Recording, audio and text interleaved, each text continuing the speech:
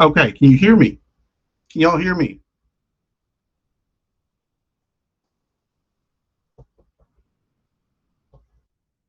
Can you hear me now? Can you hear me? Check, check, check.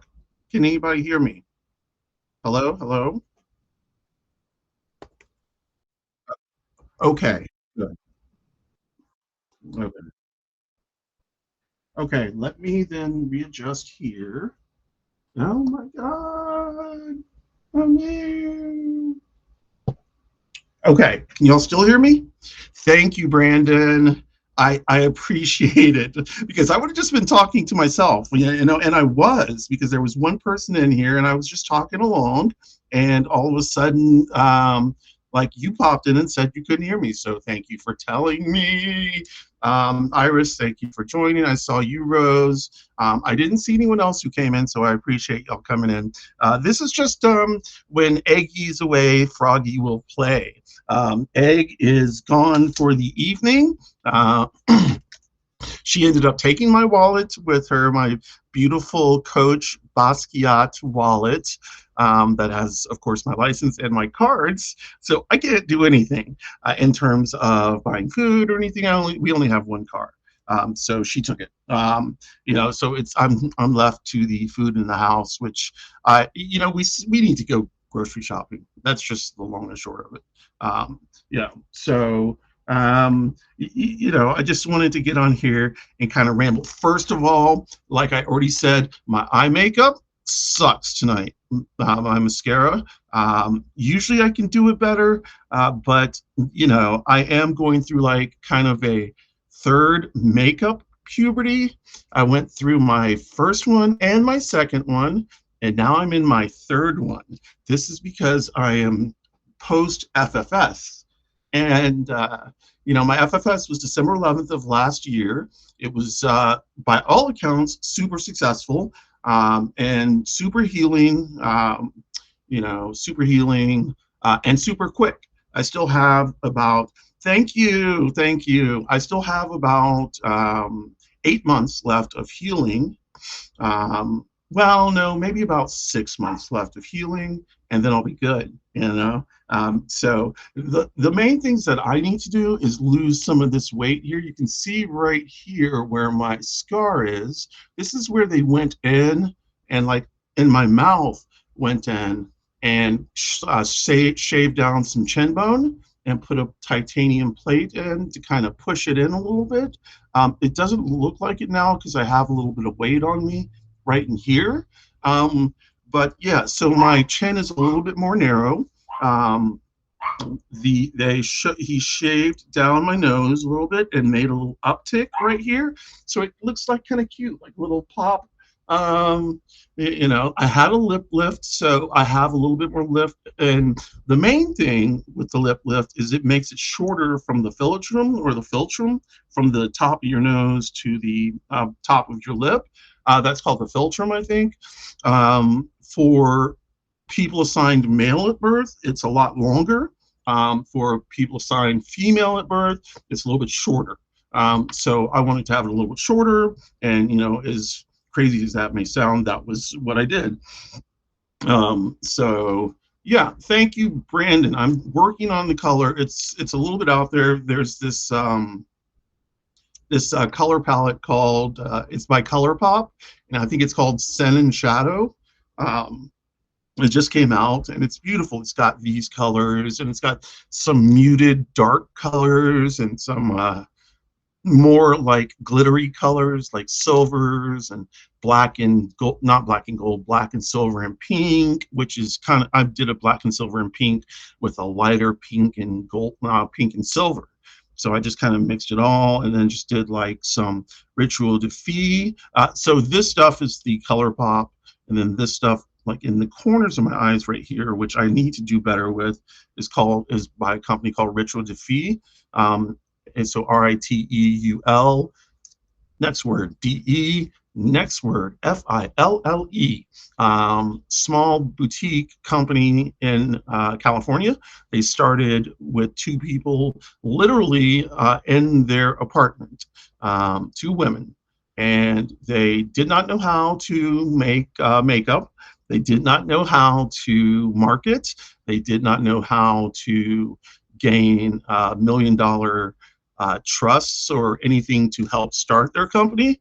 They just, they just did a lot of research and started slow. And like here we are years later, and I am a loyal customer. I buy stuff from them all the time. As a matter of fact, I've got like $100 worth of lip stuff coming. Yeah, I love them that much. Ritual defeat. Yeah. See else. We got 5 people rolling in. We're still at 5. Okay, so I don't know. Anybody got any questions? If anybody has any questions, let me know. Like I can figure out what to talk about, but I want to know what y'all want me to talk about. Like while Egg is gone, I talk. I talk. Let me fix my microphone. That might be it. Sorry, y'all. Okay. So maybe I want to read something. It's called. There's only 5 people in here, so that's fine. I like that. Let's see. I'm gonna read. So first of all, this little ditty. Oh, look at the little Nick's face. And I have to look over here because my screen is larger over here. It's like, boom. And this one is my laptop, and it's so small, and I can't see anything. So I have to do this, and I don't want to do that. Oh, my pen. She, they, she, non-binary. Y'all are more than welcome to switch back and forth. She was going to the grocery store. They picked up a gallon of milk, 6 pints of applesauce. No, you don't get 6 pints of applesauce. You get 6 pints of ice cream. Okay. This is called sacred. No, this is called scared. And then I'll tell y'all like why it's called scared. So it's called scared in like baby little letters. It's not, well, the S is capitalized, but it shouldn't be. It should just be lowercase, SCARDERD. It says, so we walked along the path lined with leaves that fell from the trees, and last night's storm, last night's wrath. I admitted to you that I was scared, afraid of walking into that room with everybody looking at me, my body on Zoom. I don't know, I say. I feel woefully unprepared. It takes courage, ma chère, to take up space, to walk proudly into that nest of negativity, to turn all that vitriol into a web of positivity. It's time to show off your true face. You can do this transmutation. You are effervescent. The energy changes with every step. Hate rearranges itself into moments of contemplation. I admitted to her that I was scared. She smiled, then nodded her head. It's your time, she said, to leave your dread. You have the seeds of love that need to be shared. So, what I try to do with that is I try to like kind of rhyme the first and last line and the second and third line together. So first, last, second, third. And what this poem is that it is called a dead poem, and I just happened across it. Somebody that I don't thank you, Brandon. Somebody that I don't even know how I found this person. I think it was Sturge. Sturge had, requested that I do this poem every Saturday. And I just happened to look at somebody else's because, like, all of a sudden, all this poetry stuff came up. And there's this person. Let me get this person's name. His name is Chris B. Wrights, W-R-I-T-S. W-R-I-T apostrophe S. And he spoke of something called the Dead Poem Challenge. And he actually got it from Mary Beth Kaplan. And so the premise of the Dead Poem Challenge is to take one line from your dead or old poem and let it spark a new idea. Now, oh, shit, I can't remember which poem I took this from, but the line I used was, I admitted to you that I was scared. So that is the line I used throughout this poem, but I used it in another poem that was a little bit more, I think, in doom and gloom. This one's a little bit more uplifting in the end, you know, where it's like, yay, you know, so on and so forth. Um, so that's that one. Yay! Um, like, there's one on my page that I tried to read today, and like I only got like a quarter of the way through before I started bawling. So I don't think I'll ever be able to read that again, which sucks because I want to do that. Yeah. Oh, you haven't done it yet, Brandon? That'll be exciting to see yours. Yeah. I actually tried. So I'm not going to read the one that I want to read because it's got like vulgar language. Um, you know, so I will. What I'll do is link it in the old chizzy, the chizat, as some would say. There. Copy. Paste. No. Paste. Yeah, there we go. Okay. So that is the so-called poem. And trois façons is three ways.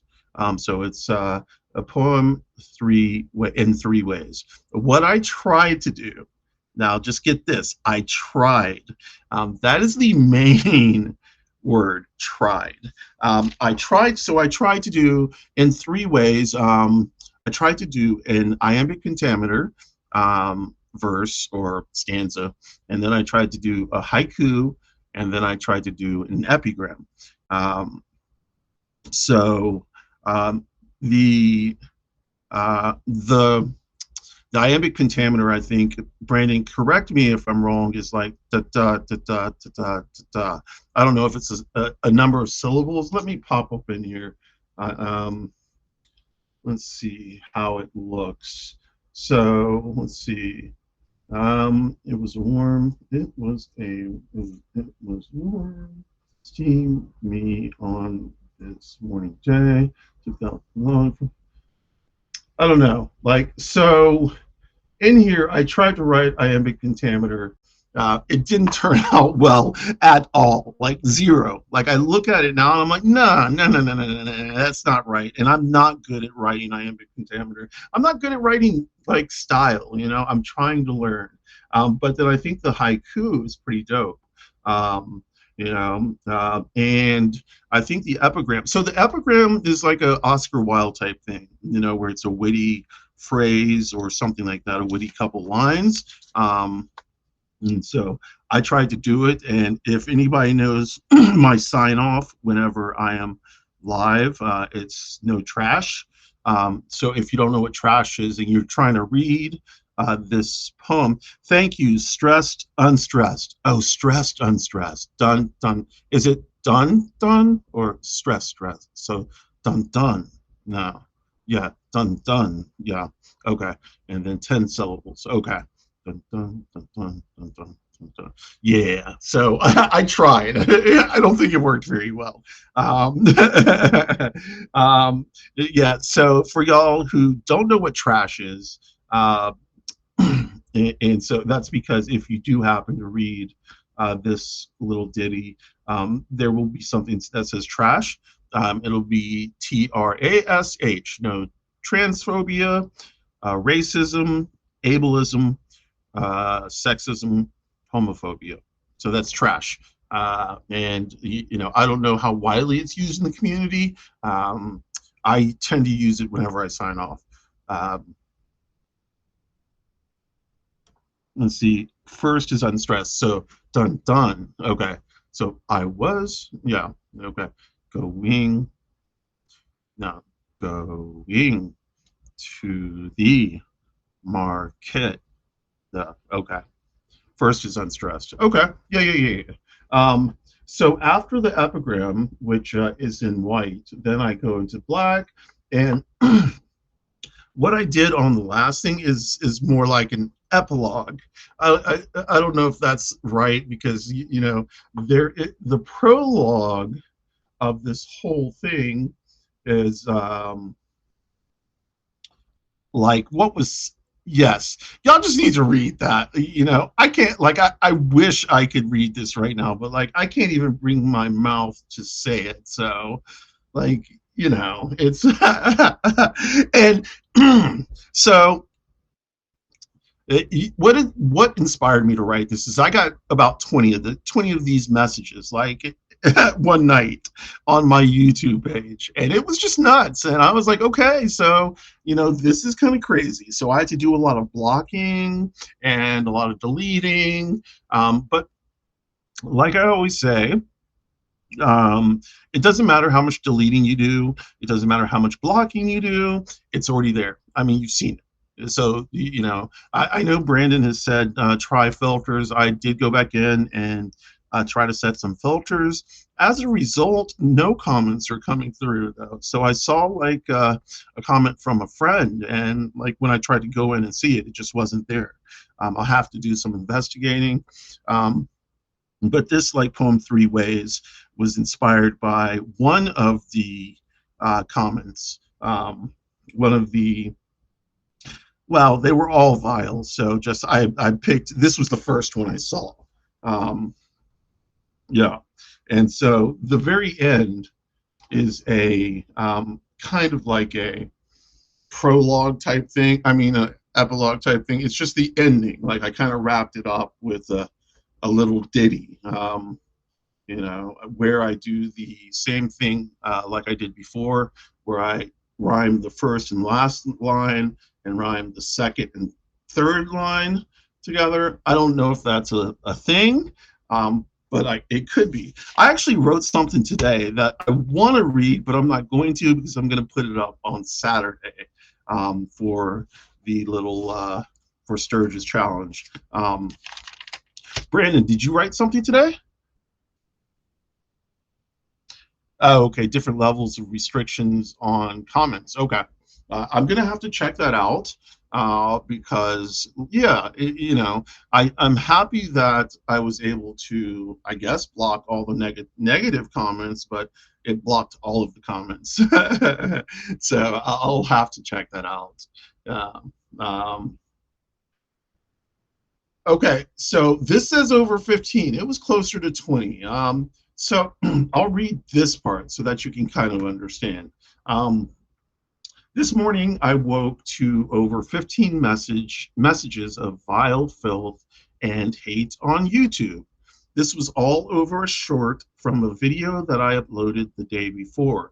The title is White People Want Black Culture, but Don't Want to Be Black.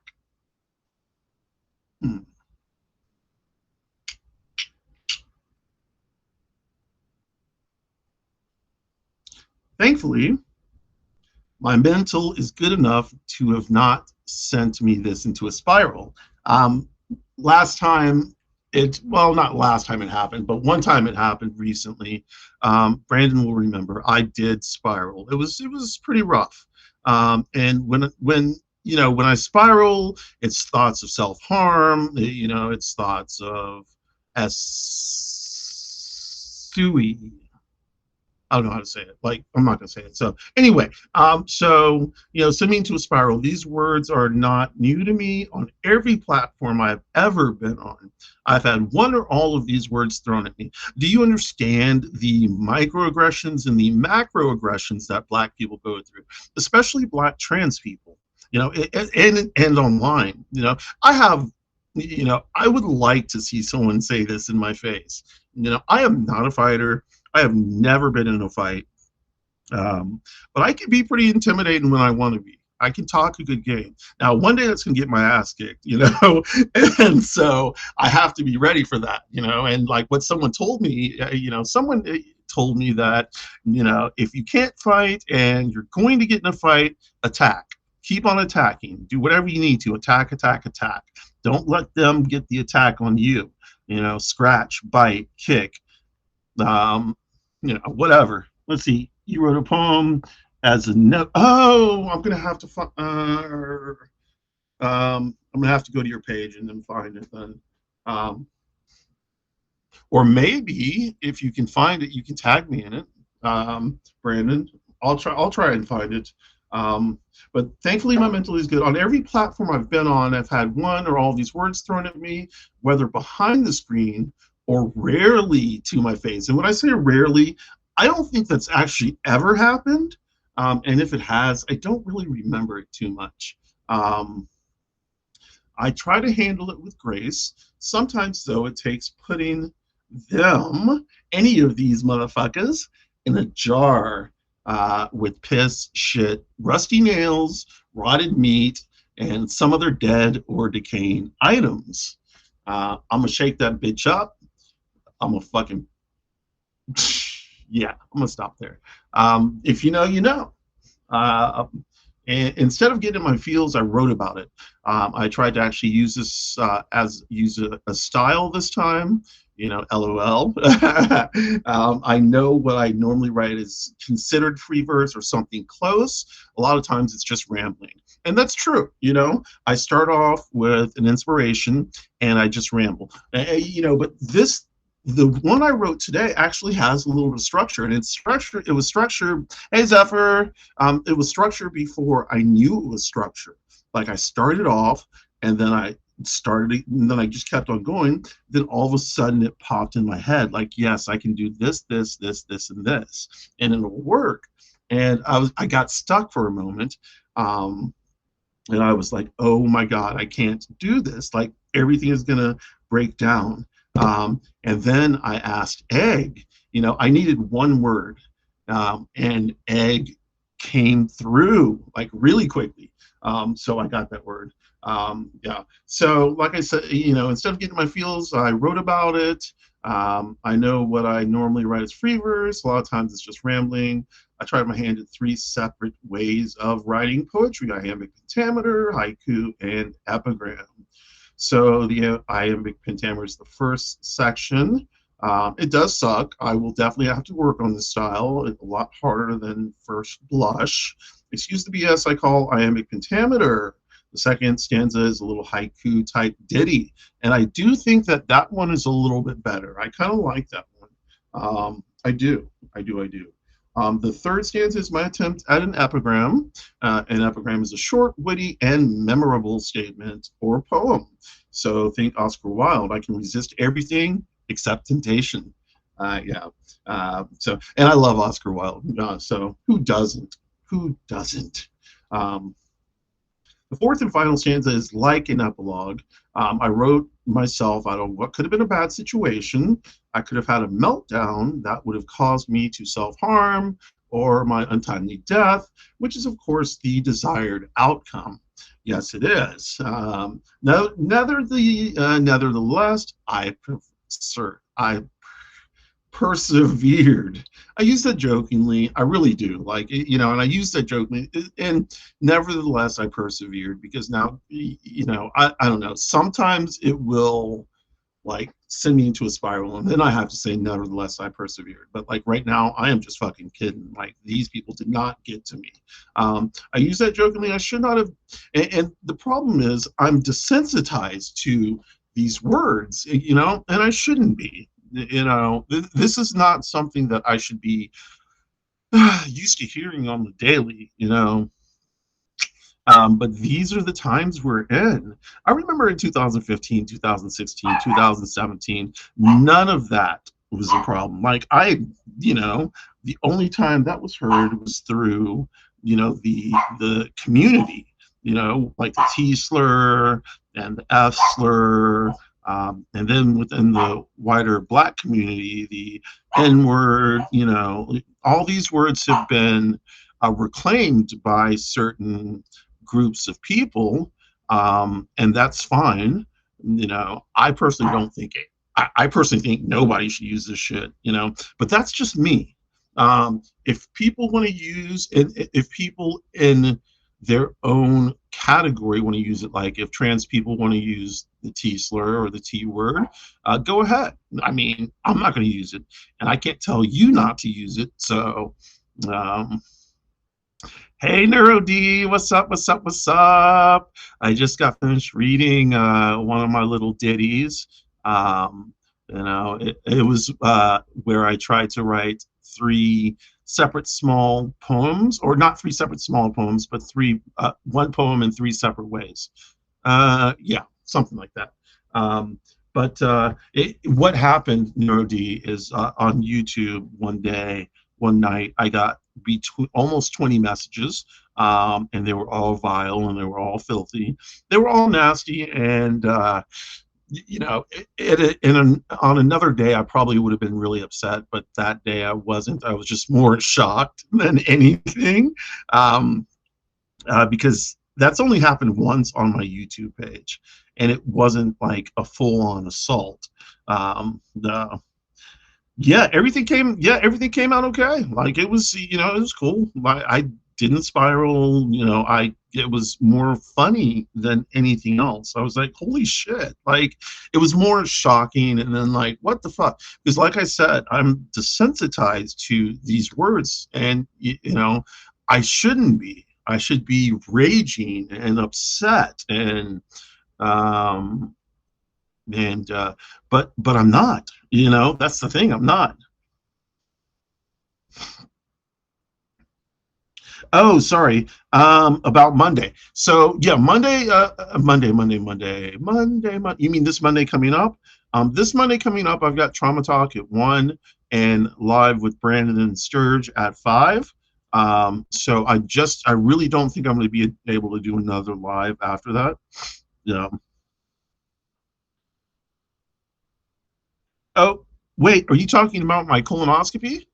My colonoscopy turned out good. So not really good, but good. Like, in the sense that I got myself cleansed, all good and shit. And, the actual colonoscopy part is really cool because, like, I go to sleep, boom, and then I wake up, boom, and it's done. The only thing I have to do when I wake up, I get dressed, of course. And yeah, so I get dressed, of course, and then they make you fart. Like, they're just standing there watching you, and, like, you got to fart, and it's not even embarrassing anymore. Like, everybody's there just like, because you have to shoot the air out. You have to pass gas because you can't. They don't want you to go home with anesthesia stuck in your body. So get as much of it out. You need to make sure that you can. I guess use the bathroom and not be constipated. I don't know, with gas. But the colonoscopy itself was good. I don't have any polyps. I do have ulcers and ulcerations in my small intestines. The Excuse me. The ulcers are near and around the anastomosis site, and the anastomosis site is. I've had 2 small bowel resections before. So what they did for me is they butterflied me. So I have a scar like about this long, on my belly. It goes through my belly button and down and out, because they butterflied me and did some work and cut out the diseased intestines. So that was about 2 feet of intestines, and then they attached it back together, and that's called the anastomosis site. Like, that area is where all the ulcers are, and then I have some lining going up the small intestines. So, I joke with Egg because I lose a lot of blood. I'm like, I'm on my period because, like, it is not uncommon at all for me to see a toilet full of blood, all the time. It's just not uncommon. I am so used to it now. In 1998, when it first started happening, I was freaked out. I was scared. I didn't tell anybody until it was too late, and my father had to carry me into the emergency room because I couldn't walk, and I had a blood transfusion. It was a mess. As a matter of fact, I had 2 that night, and I've had a total of I don't know. I've had a lot. But the colonoscopy went well. I have Crohn's disease, so I'm used to it. They're going to put me on a new drug called Xifaxan, which is it's for cramping, although it's for IBS-D. but it's also for cramping and Crohn's disease. It's off-label use. Um, and because I have a lot of cramping in my abdomen. Oh, so yeah. The colonoscopy, and so unfortunately, what this means is I have to go back in 6 months for another colonoscopy, and this is what I mean. So I have not had a free colonoscopy since 1996.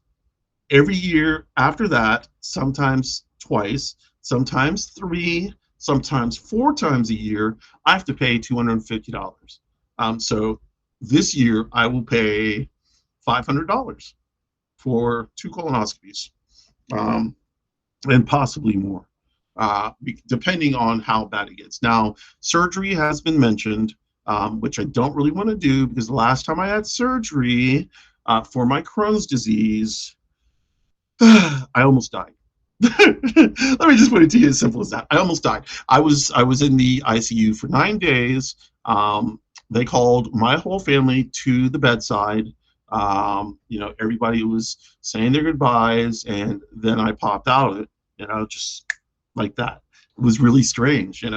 Like I couldn't do anything, and then all of a sudden I could. But yeah, like I almost died. Twice. It sucks. I don't remember any of this. Egg filled me in on this. Yeah.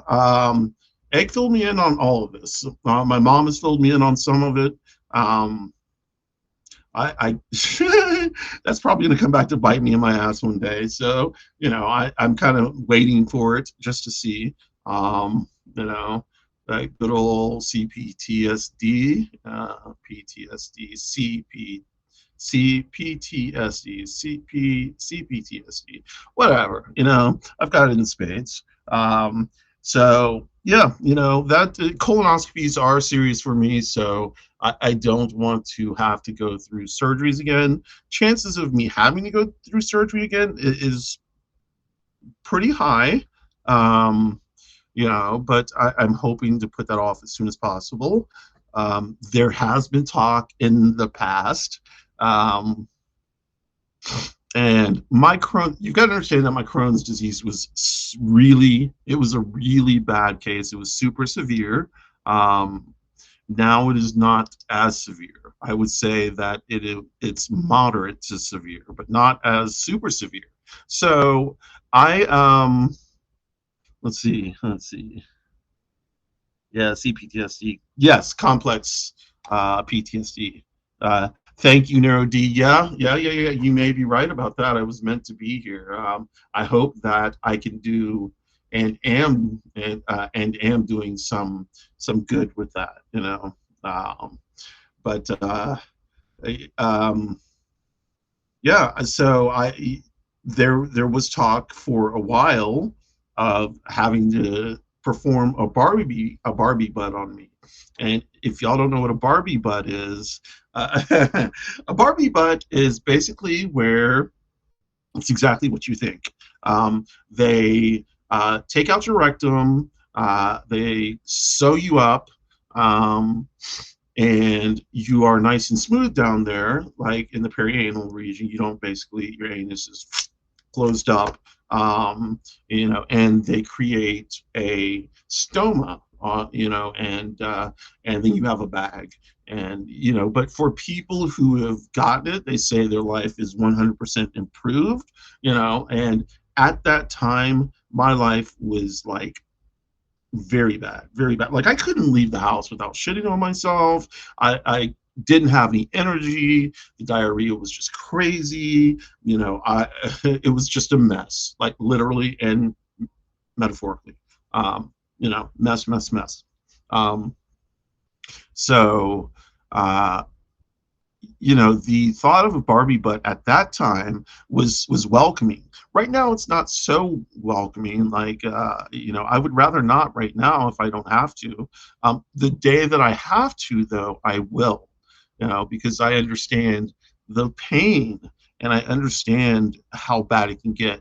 The guy from Aliens. I have, first of all, I've never seen Aliens, so don't come for me. Um, oh, a good friend of yours has one of those? Okay, great, great. Yeah, yeah. They're supposed to be lifesavers. I've heard that, once you get an ileostomy or a um, ooh, whatever the other one is, I apologize. But once you get the ileostomy or the other one, um, colostomy bag, something like that, that it is great for living your life. Like, yeah, you're going to have accidents where the bag is going to explode and it will be embarrassing, but for quality of life, it is supposed to be, almost, I won't say 100%, but like, 85, 90% better, as opposed to the pain and suffering. Because in addition to having ulcers, I also have what's called fistulas and fissures and ulcerations. So it's all there. I had adhesions in my intestines. So for the first small bowel resection, they had to go in and do like a little snip to try and get all that shit ripped out or ripped apart. Um, you know. Okay, so I'm sorry, NeuroD. Yes, that unfortunately, and that's what I was getting ready to bring up. People can die from Crohn's disease or uh, from illnesses associated with Crohn's disease. And as a matter of fact, the one of the script writers from Aliens, and I don't know Aliens, I've never seen it, but apparently when the alien busts through the chest or some shit like that, I don't know. The person who wrote that that scene has Crohn's disease. He died from uh, related issues to that Crohn's disease, and he said he wrote that to describe the feeling of a Crohn's flare, you know, and I understand that. I can feel that because the pain, the pain is insane. There are people who have given birth who say that in its serious stages, Crohn's disease is worse than giving birth. And these are people who've given birth to like two, three, four kids, and I know multiple people, multiple people. So it's just, it can be bad, but it's not, mine is moderate to severe now. I'm on one medication called Rinvoq, and it's a pill instead of all the shots I was taking, because for a long time I was taking shots once every 2 weeks, and then once every week, and then twice a week. And then finally I was like, you know what, fuck this, because I was also taking my estrogen shot once a week. So, I was taking 3 shots a week plus a gang of medication. It's like, once this pill came out, it eliminated the need for the 2 extra shots. So I dropped that, got the pill called Rinvoq, and now I'm going to be taking Xifaxan. Yep, and that will be all good. CPTSD, yes, complex PTSD. So yeah, Crohn's disease sucks. Here's another fun fact about me. So I have had C. diff 9 times. If you don't know what C. diff is, take a look at it. It's highly contagious. It is bacteria that grows in your gut, and can attack, and can spread, and spread to other people. So when you go to the hospital, or the ER, they put you in a contamination-free room, and like they come in their little outfits and shit. Like, they are not joking. It's like, it's like Contagion or some shit like that. But so I was having so many C. diff episodes that finally in 2017, I had not one of the first in the country, but probably one of the first 100 in the country, in terms of a fecal transplant, and that's exactly what you think it is. A donor who has healthy poop donates that poop, and it goes through cleansing and recycling or whatever they need to do to get the poop to how they do it. They make a slurry of it. Um, yeah. Yeah. So they make a slurry of it, and then and yeah, they make a slurry of it, and then like for me, they don't. I don't think they do it this way anymore. But for me, back then, what they do is they put it through your mouth. So of course I would sleep, and then they put a block in my mouth, and then put a tube in my mouth. Um, and I was asleep. It was twilight, something like that. So they put a tube in my mouth. I couldn't feel it, but then it just drained. It drained into my stomach, and then not into my stomach, into my intestines. And I had one C. diff episode right after that, and now I haven't had any since then. So the last C. diff episode I had was in 2018, which is great. My only concern now is that this medicine that I'm getting ready to take, which is to help stop the cramping, is also a medicine that can cause C. diff. So it's just like trading the good with the bad, or trading the bad with the good. And so let's just hope I don't get C. diff again, because it is brutal.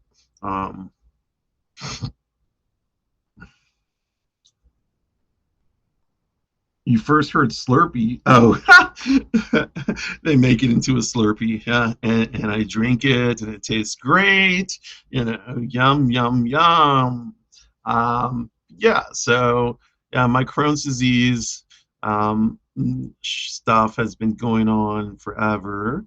Um, I did have Crohn's when I went to Europe, and that was a mess too, because in Europe they had to you have to pay for bathrooms, and they just don't have bathrooms at that time. Now, it's probably different now, but this was 1998 that I was in Europe, and Western Europe. And yeah, you had to pay for bathrooms, and there was nothing there. That was hard. That was definitely hard. But yeah, so yeah, it's um sorry, Bestie is out and about. So let's see. I wanted to pop back in to my site because I'm feeling a little frisky. I don't know. Let's see how many people are in here for 7. Awesome. That's perfect. 7. Let's see. What can I read? Oh, flower time. Selfie madness. 3:33 p.m.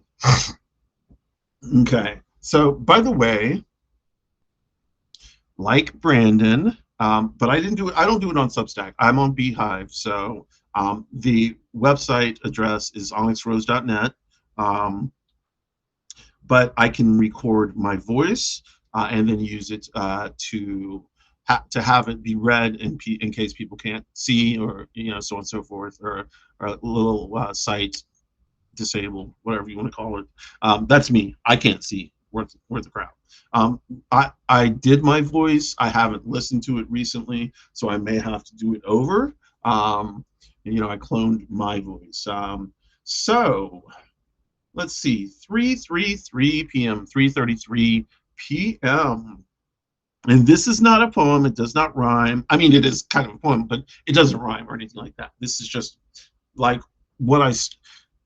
So let me preface this. The way this started was it was 3:33. I looked at my clock.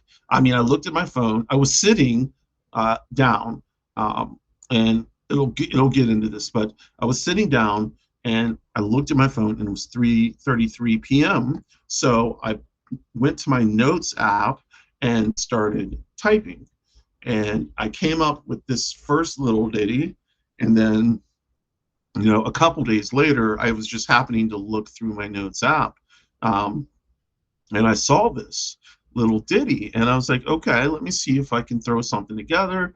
And then it just started flowing.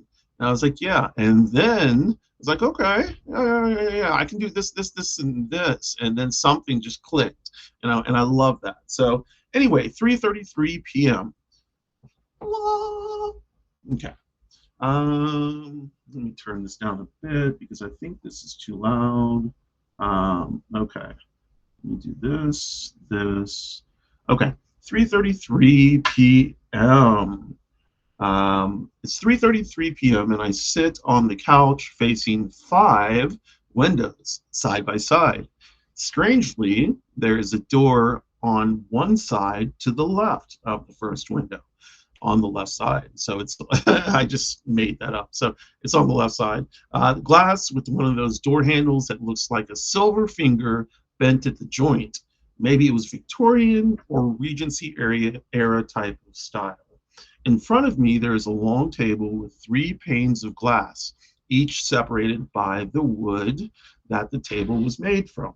The wood itself was a little old, weathered, but still strong, permanent, a mountain. The couch that I sit on is a little ratty. If I'm right, it has been passed down through the generations, so I can see and understand its worn look. Honestly, it's not comfortable. Some would say it's junky. Some would toss the whole couch in the compactor and call it a day.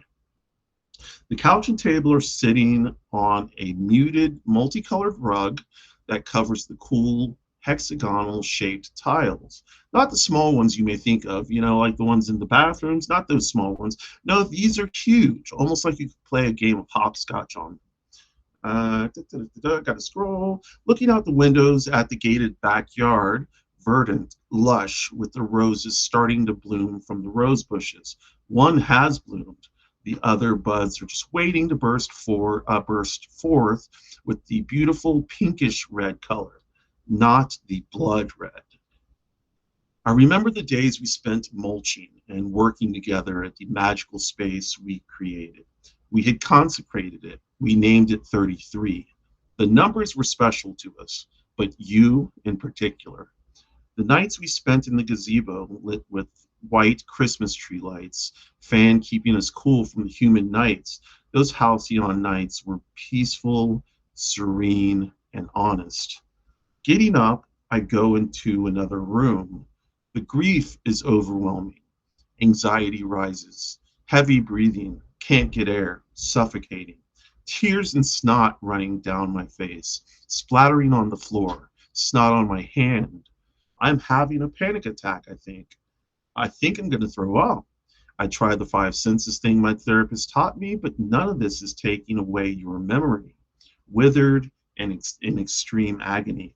I remember your smell. Not pleasant, but yours as of recent times. I was scared.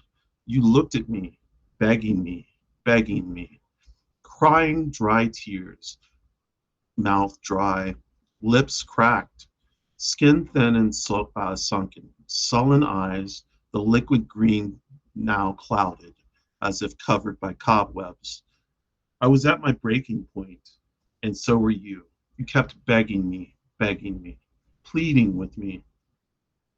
I couldn't look you in the eyes that night. Storms were ripping through the sky as if it knew what was going on. So much pain you have been through, so much madness, and me suffering, but along for the ride. Tree limbs crackling under the weight of the wind. Lightning flashes burst through the windows as we were watching what would be your last storm. You marveled, though all that came out of your mouth was spittle stuck down to your chin. I remember the way you turned to look at me just as the pillow hit your face. You writhed, pushed, fought for the life you asked me repeatedly to end. I surprised you. I was surprised at my strength in this moment. No weakness, no pity, no sorrow, just cold, calculated, decisive death. Conclusion. Snuffed out, final, ultimo, dernier, ashe taken. You were strong in your final moments, and I would be strong in mine. I got in my car and started driving. That is when I heard the explosion. I didn't even look back. I knew what had happened, me, and now my new life will begin at 3:33 a.m. So that was life in one day. Yay! That was fun. Thank you, Neuro D. Thank you. Hey, Lynette. Hey, Joe. Thank you. I appreciate it. I did ask Lisa to read one of mine because I didn't want to actually read it. But then she read it and she was like, "No, we cannot read this on air." And then I looked, I kind of read it again, and I understand why it's very triggering. So thank you, Joe. Thank you. I am just trying to get used to reading my shit on air or live, because I don't do it often, and it makes me nervous, but I am doing it. Because it's a confession of of an essay that happened to me. Um, you know, so it's pretty. It's yeah. Y'all can look at it. It's called a confession something. A confession revelation. It's called Confession Revelation.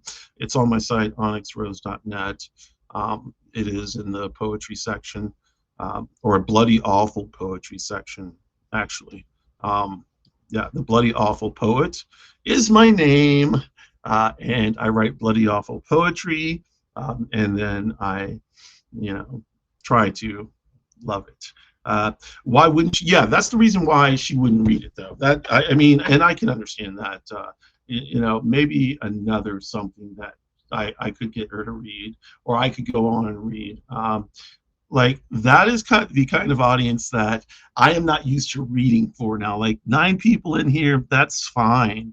I can do that. But like anything over 10 or 15, like maybe 15, 20, the audience that on the porch gets, I'm like, or like trauma talk. Like, we don't read trauma talk type stuff, which is good. But let us see. It's all right. Ooh, no, I can't read that one. That's the one. So I have one on here called April 19th Comes Around Every Year.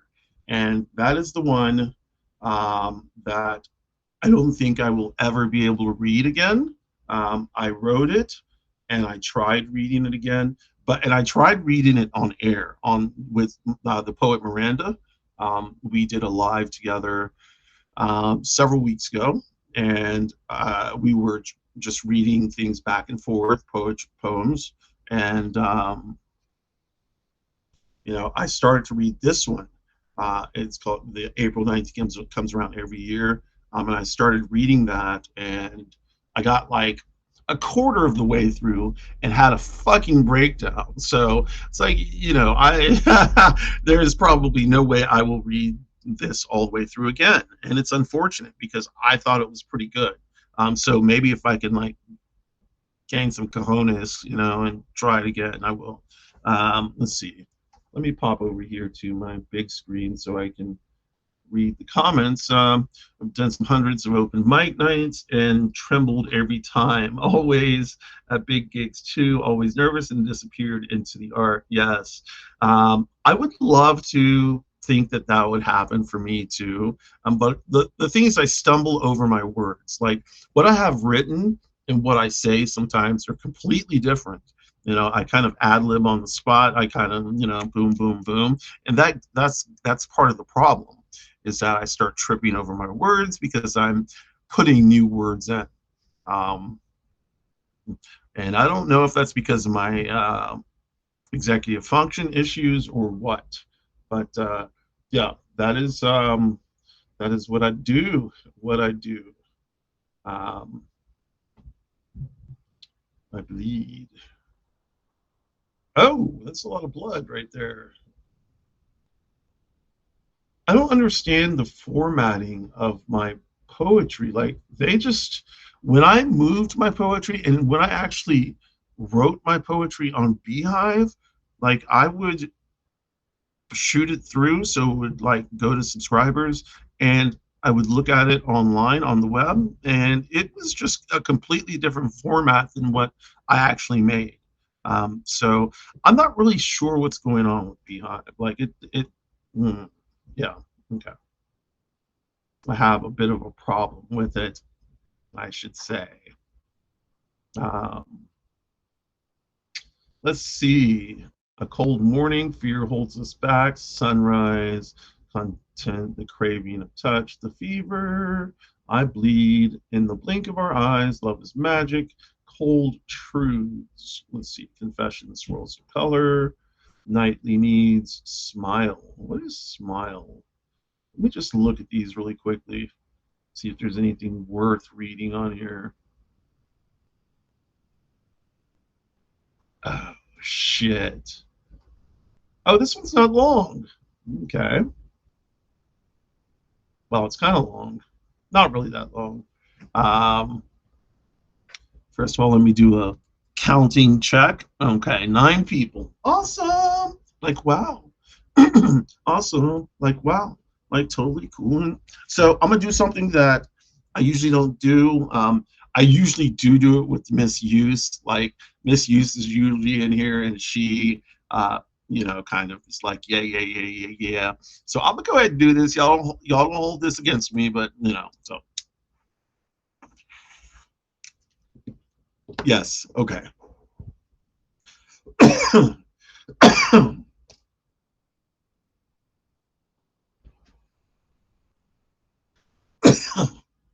Thank you. Now back to our regular scheduled program. This is called Smile. And it goes a little ditty like this. Now I'm going to have to move over here because I can't see it. So I'm going to be like this.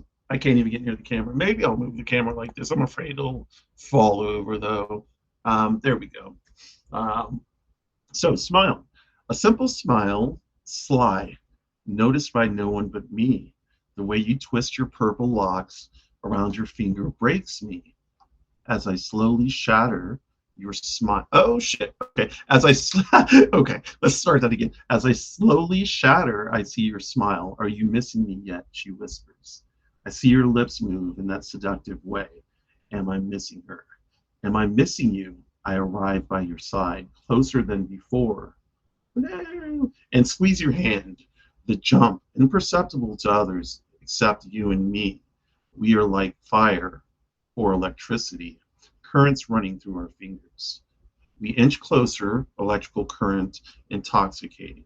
Closer, inch by inch, perfume mingling, we deep breathly. To your side, I move rapidement. I use a little French. I do that sometimes. I melt over and over and reshape each time more enamored. I look again at your face and try to count every freckle. Your smile, how do you make it look so easy? And for the first time in what seems to be, for me, a millennia, I wanted your arms wrapped around my waist. Make me your plaything from this day forward, and I will fulfill your every desire. I come back from my reverie, take a good look at you, inspect the veins running along your hand, so delicately placed in mine, and my breath catches once again. Your beauty has my eyes locked on yours, and our hands ignited, though no one could tell. After all, we are fire and ice, and all human emotions springing forth with one touch. So that's not all rhymey-dimey, but it's like I thought it sounded good at the time. I don't know if I like it anymore. Like, I would have to work on that. The one that I do like, I wrote today, but hey, Misuse, what's up? Yay! I'm glad you popped in. I was just talking about you. Isn't that? Oh shit! Yes, yes, yes, yes, yes, yes, yes, yes, yes, yes, yes, yes. I was just talking about you, Misuse. I was just talking about you. Oh shit! It's funny how shit happens. Whew. Okay. So I right now, this is probably something I shouldn't do, because I'm going to read something that is not that is not that, as I learned, is not public domain, as it were. And so I am going to read this one, but there's only 10 people in here, and while it is being recorded, I think I'll be okay. So I'm going to read this. What did I say about you? Yeah, all good. All good. I was taking ahead and I was like, yeah, Misuse would approve. Like I was hoping you would be in here. But yeah, it's all good. Yeah, all good. So this is my favorite poet, and I don't know if I can say of all time, but he is a modern day poet. His name is David Tillinghast. He's written a book. He's written a series of books of poems. One of them I think is you can find online now. This one that I have that I like so much, my favorite book of poetry, whether it be modern or like a little bit further back. I won't say my favorite, but one of my favorites is this book. It's called Women Hoping for Rain and Other Poems. Um, you're waxing it, wax on, wax off. Nice, nice. Like I wish I had wax. I really do. It's just like since I'm not in a legal state, it's harder for me to get. Um, and I can get the THCA batter, and it does turn into THC once you light it. And I can get like THCA diamonds and throw those on top of a bowl, and that would get me high as fuck. But I want the real deal, Holyfield. Anyway, so this is called "You Stunning" from Women Hoping for Rain, and Other Poems by David Tillinghast. And like I say, he is my favorite poet. Love this man, love his work. Just about every poem in this book, Women Hoping for Rain and Other Poems, is seriously favorites of mine, are seriously favorites of mine. I remember reading, this is one of the poems I remember reading at Oxford Books in 1989, sitting in the stacks. Everything was dusty. There were comic books and poetry books and just like all sorts of books, like photography books and big old coffee books, coffee table books and tea books, and this was one of the first places that had music. This was before like Barnes and Noble had adopted the music shit, and Borders and all these places. In Atlanta, I should say, this is one of the first places that had books and music and coffee. So that is why people flocked to this place. It's called Oxford Books. You have 3 dispensaries within a 5-mile radius. Oh, that would be awesome. Yeah. Here's the thing about that, and then I'll get to the poem. I have all my equipment. I would rather just grow my own shit. Now, I know it's going to take a little bit of time. I don't have a green thumb. As a matter of fact, I have a black thumb. I haven't grown shit. But I do want to grow my own weed. And I have I have fire seeds, they're bomb.com. I spent a lot on seeds at one point, and when I tell y'all this, y'all are probably gonna be like, what the fuck are you doing if you're not growing these things? But they're stored carefully and should not go bad for another like 5 years or so. And so, because they're not open. But I spent about $3,000 on seeds. Yes. So I'm ready to grow. But let's go back to the poem. It's called "You Stunning," and this is one of the poems that I'm like that attracted me. Like it was like magnetic when I read in Oxford in Oxford Books in 1989. Okay. Damn, I should have put this in a different color. I'm gonna have to remember that next time. These were in the beginning, where it just transferred from Substack over here, so I didn't have any control over the color scheme of the words or the layout. And this is just, it's hard to read. So I'll have to figure out a way to change that later. But it's called You Stunning. And it's these places where we walk hand in hand, these cemeteries where, according to code, the generations are gathered together for the afterlife. You do not believe in these gray places among the butterfly weeds, touch me nots, of our solemn sequestrations, where I tell you I believe in your brown eyes, stark black hair, and long arms, slender silver-ringed fingers, you dramatic in this pale blue light, among birds of day that roost uneasy at your step, spurts of flutter in the crisp dead cedars, you stunning in the moonlight, where you tell me among kneeling lambs, glinted angel wings, that we may someday discover how to love by learning from ghosts. And this is like Women Hoping for Rain and other poems. That is a great poem. Ricochet is probably my favorite poem of all time by him. And, I can't get enough of that. Of course, I can't read all of his poetry online, or I guess I'm not supposed to. Anybody in here that can confirm that can confirm that. I don't know if Brandon is still in here. I know that he would be able to confirm that. Neuro D, I don't know if you can. Misuse, I don't know who in here can confirm what the parameters are for reading poets' works that are either not dead or haven't been dead long enough to where I am not allowed to read things. Because if I can, I just want to bust out this motherfucking book and read another one. So, in my growing confidence, and I don't know where this growing confidence is coming from.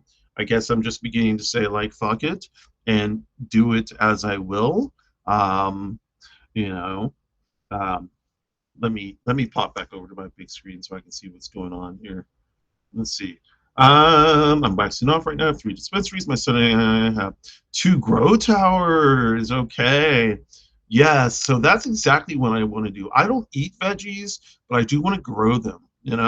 I want to be able to grow all sorts of things, so that I do. Yeah, I just want to be able to grow. I want to be a farmer that doesn't have to work on a farm. I'd like to work, just in my, my little grow tent. No. NeuroD 10%. It's 75-year copyright, 10%. Okay, it's 75-year copyright infringement after someone's death, but you have to make money from it, reading it. Reading is not a big deal. That's okay. That's what okay. Thanks, Neurodivergent, NeuroD. Thanks, Misuse. Give me just a second.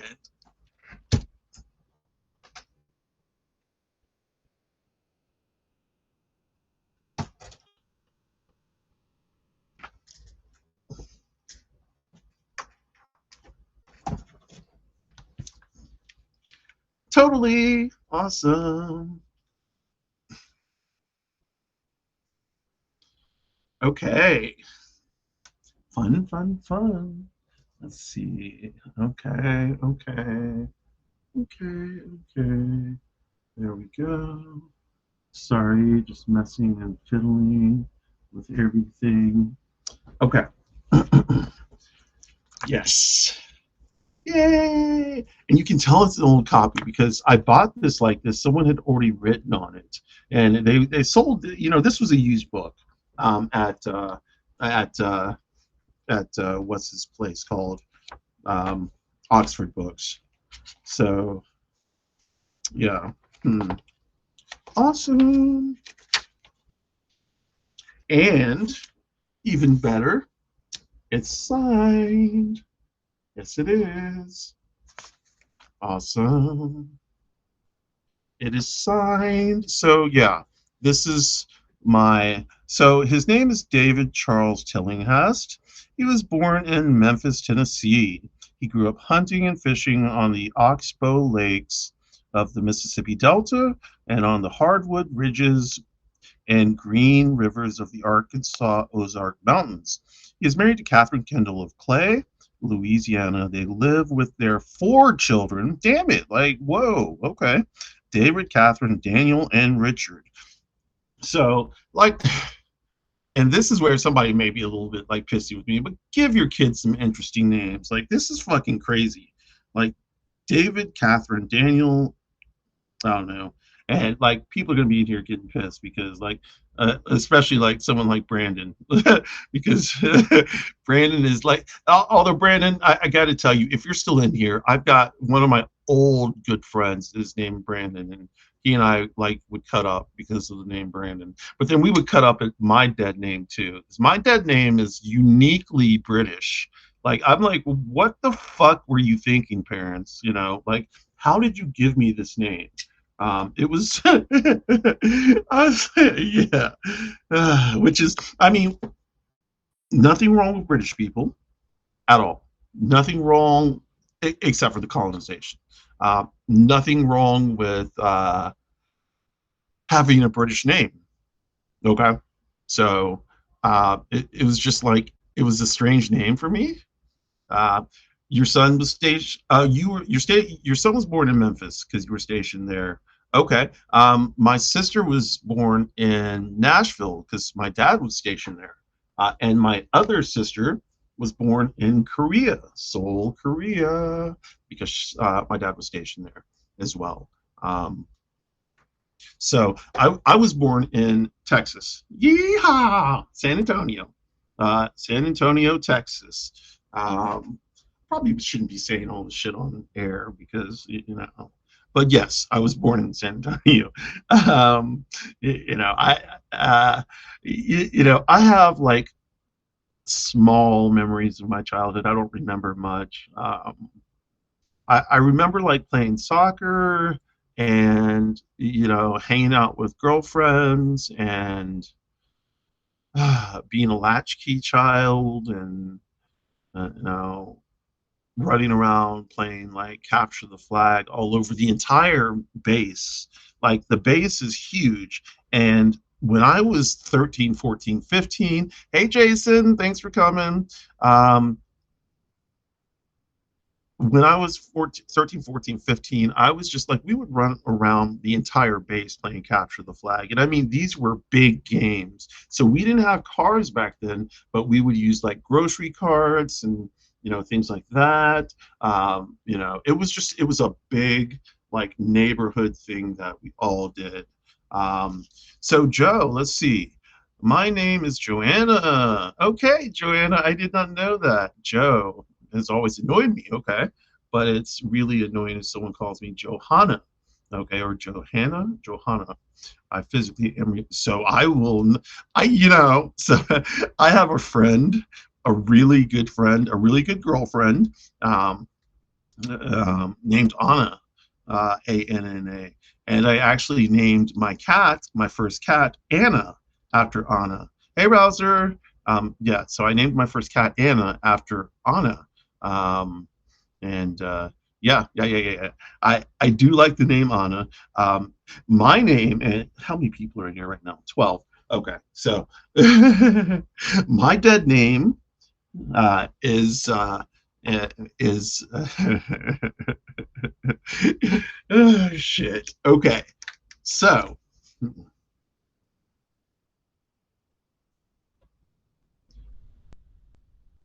that's supposed to be awkward, but that I really don't know how come it's a crow.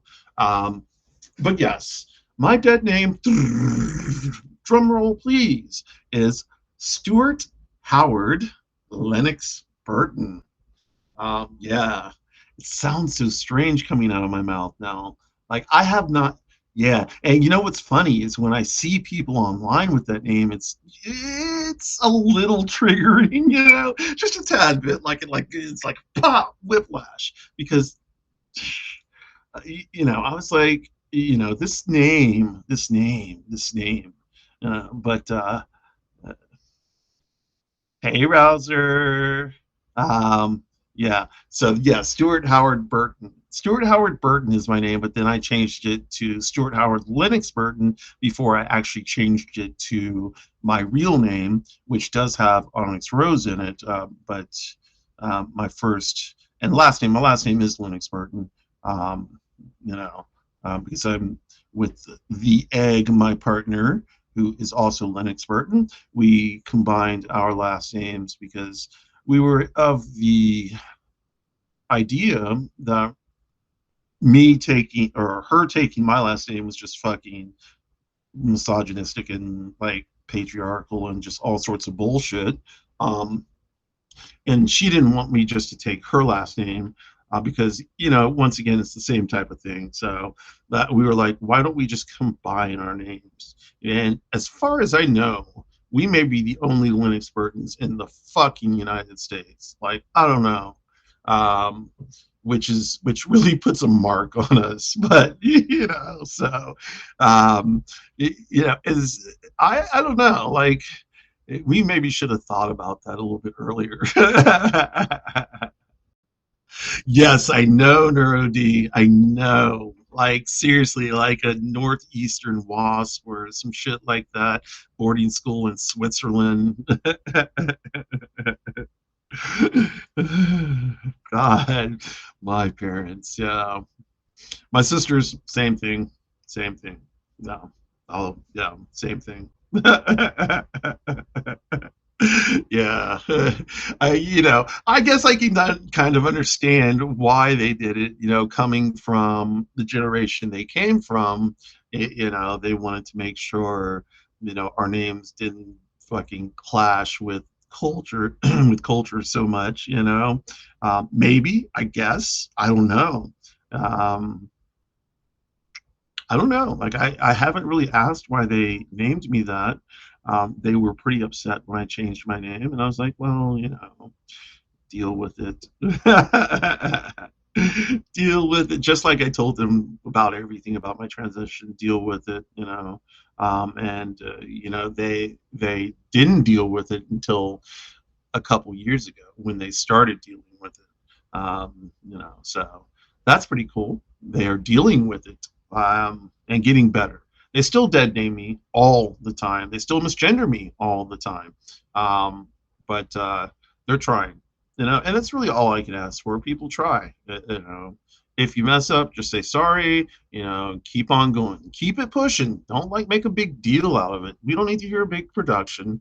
Just be like, sorry. I fucked up, and then keep on moving. Keep it pushing. Okay, Miss Hughes, make some dinner. Have a great night. I will talk to you later. Uh, NeuroD, your best bud Tim and his wife combined their last names. Yep. That, to me, that's the way you should do it. The whole idea of the woman taking the man's last name, because at that time, that's what I was. The whole idea of a woman taking the man's last name is just, it was so wild to me. Like, I understand why it had to happen back in the day, but during this time, I was like, nah, that doesn't fly to me. It just doesn't make any sense. So, but back in the day it did, because women did not have any fucking rights, had to be, couldn't own a house, had to have their husband be on their checks. If they divorced, it was horrible. Basically, I don't know what you would call it, indentured slavery or indentured servants or slavery, enslaved women. I don't know what you want to call it. Slavery is not the right word, so let me take that back. And enslaved people is not the right word, so let me take that back too, really quickly, before I cancel myself. But yeah, so I don't know what the right word to use is, but it was definitely shitty, and still is shitty. And so me and Egg were like, no, we're not going to do this. It was either going to be, we're going to have an entirely new last name, which we were thinking about, or we were going to combine our names. Now, the reason we didn't do an entirely new name is because we both would have had to fill out paperwork and we both would have had to go to court. And that's just a pain in the ass anyway. So in Atlanta, in Georgia, you have to, um, excuse me, you have to go down to the office of the court in Atlanta, downtown proper. And that's a fucking mess. Because if you know anything about Atlanta, the courthouse is a mess. Excuse me. So I go to the courthouse, and you have to have these papers filled out. You have to have proof of gender reassignment, and you have to have proof of name change. And no, proof of gender reassignment and proof of, yeah, name change in order to, no, that's not right. Proof of gender reassignment. You have to have two things. Proof of gender reassignment. Damn, it's been so long, I can't remember. I changed my name in 1919. No, 2019. But you have to have two things in Georgia. Um,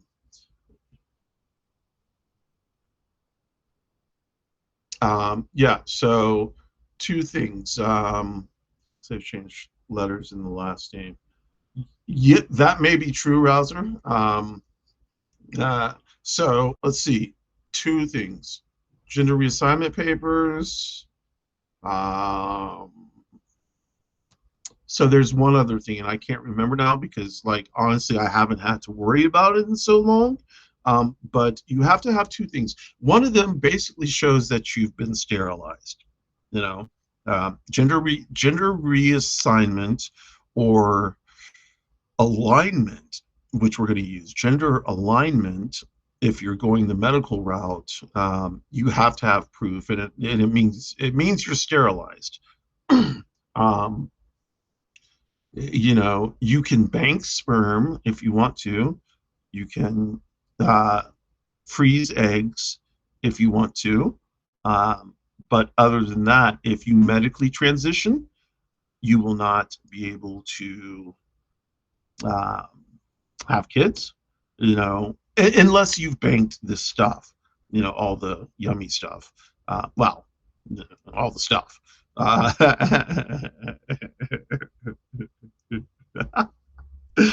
All the stuff. So if you banked all the stuff, that's good. And you want to have kids later, that's awesome. You know, honestly, you know, like Egg, a couple years ago, Egg was like, you know, we were talking about something, and we got on the subject of kids, and you know, and I was like, you know, thinking about it now, you know, because you know, of course, I'm black and she's white, so it's like, you know, we would have had some. Yeah, 1919. I'm a vampire. No, so me and Egg were talking. Oh wait, black. Oh yeah, me and you know, I'm black, Egg is white, and we were talking about how pretty our little babies would be if we had babies. You know, but then Egg was like, you know, I'm a little upset, or a little. She didn't say upset. She said I'm a little. She used another word, but she didn't use upset because I don't think she. I don't know if it's upset or if it's just regret. But she did say, you know, because I had an orchiectomy in 2018, and if you don't know what an orchiectomy is the surgical removal of the testicles. It allows you to stop producing sperm, and allows you to stop producing testosterone. I shouldn't say it allows you to stop producing sperm. It does, but like you can still. We're not going to get into that right now, but you know, so surgical removal of the testicles. You know, I had got to stop taking spironolactone, which was good.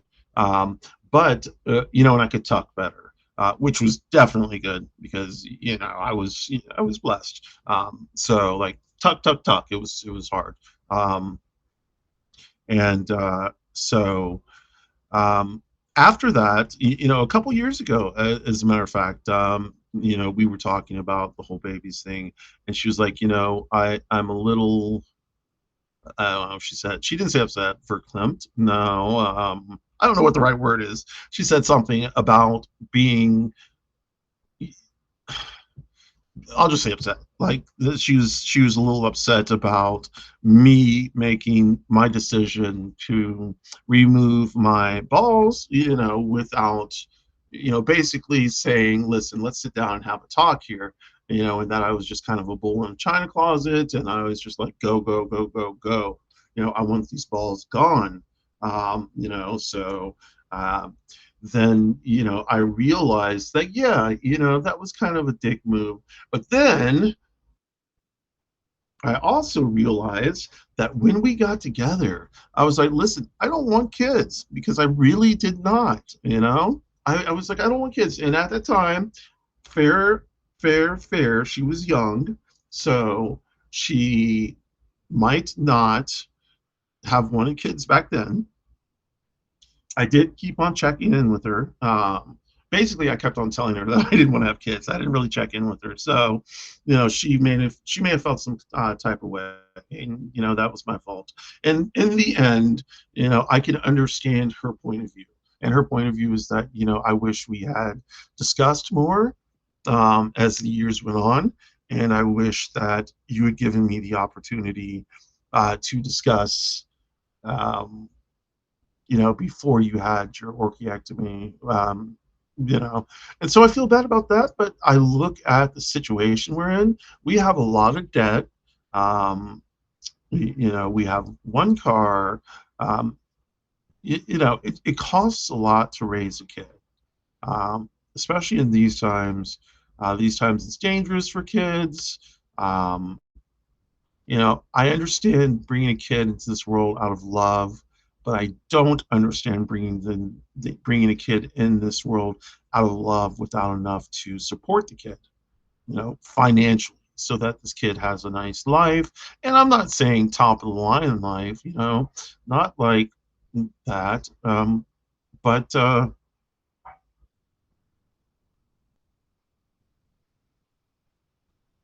okay, sorry, not top of the line life, but just a normal life of, and who says what is normal, but enough money to support this kid. Not having kids upset my mom so much that the family hijack. Uh,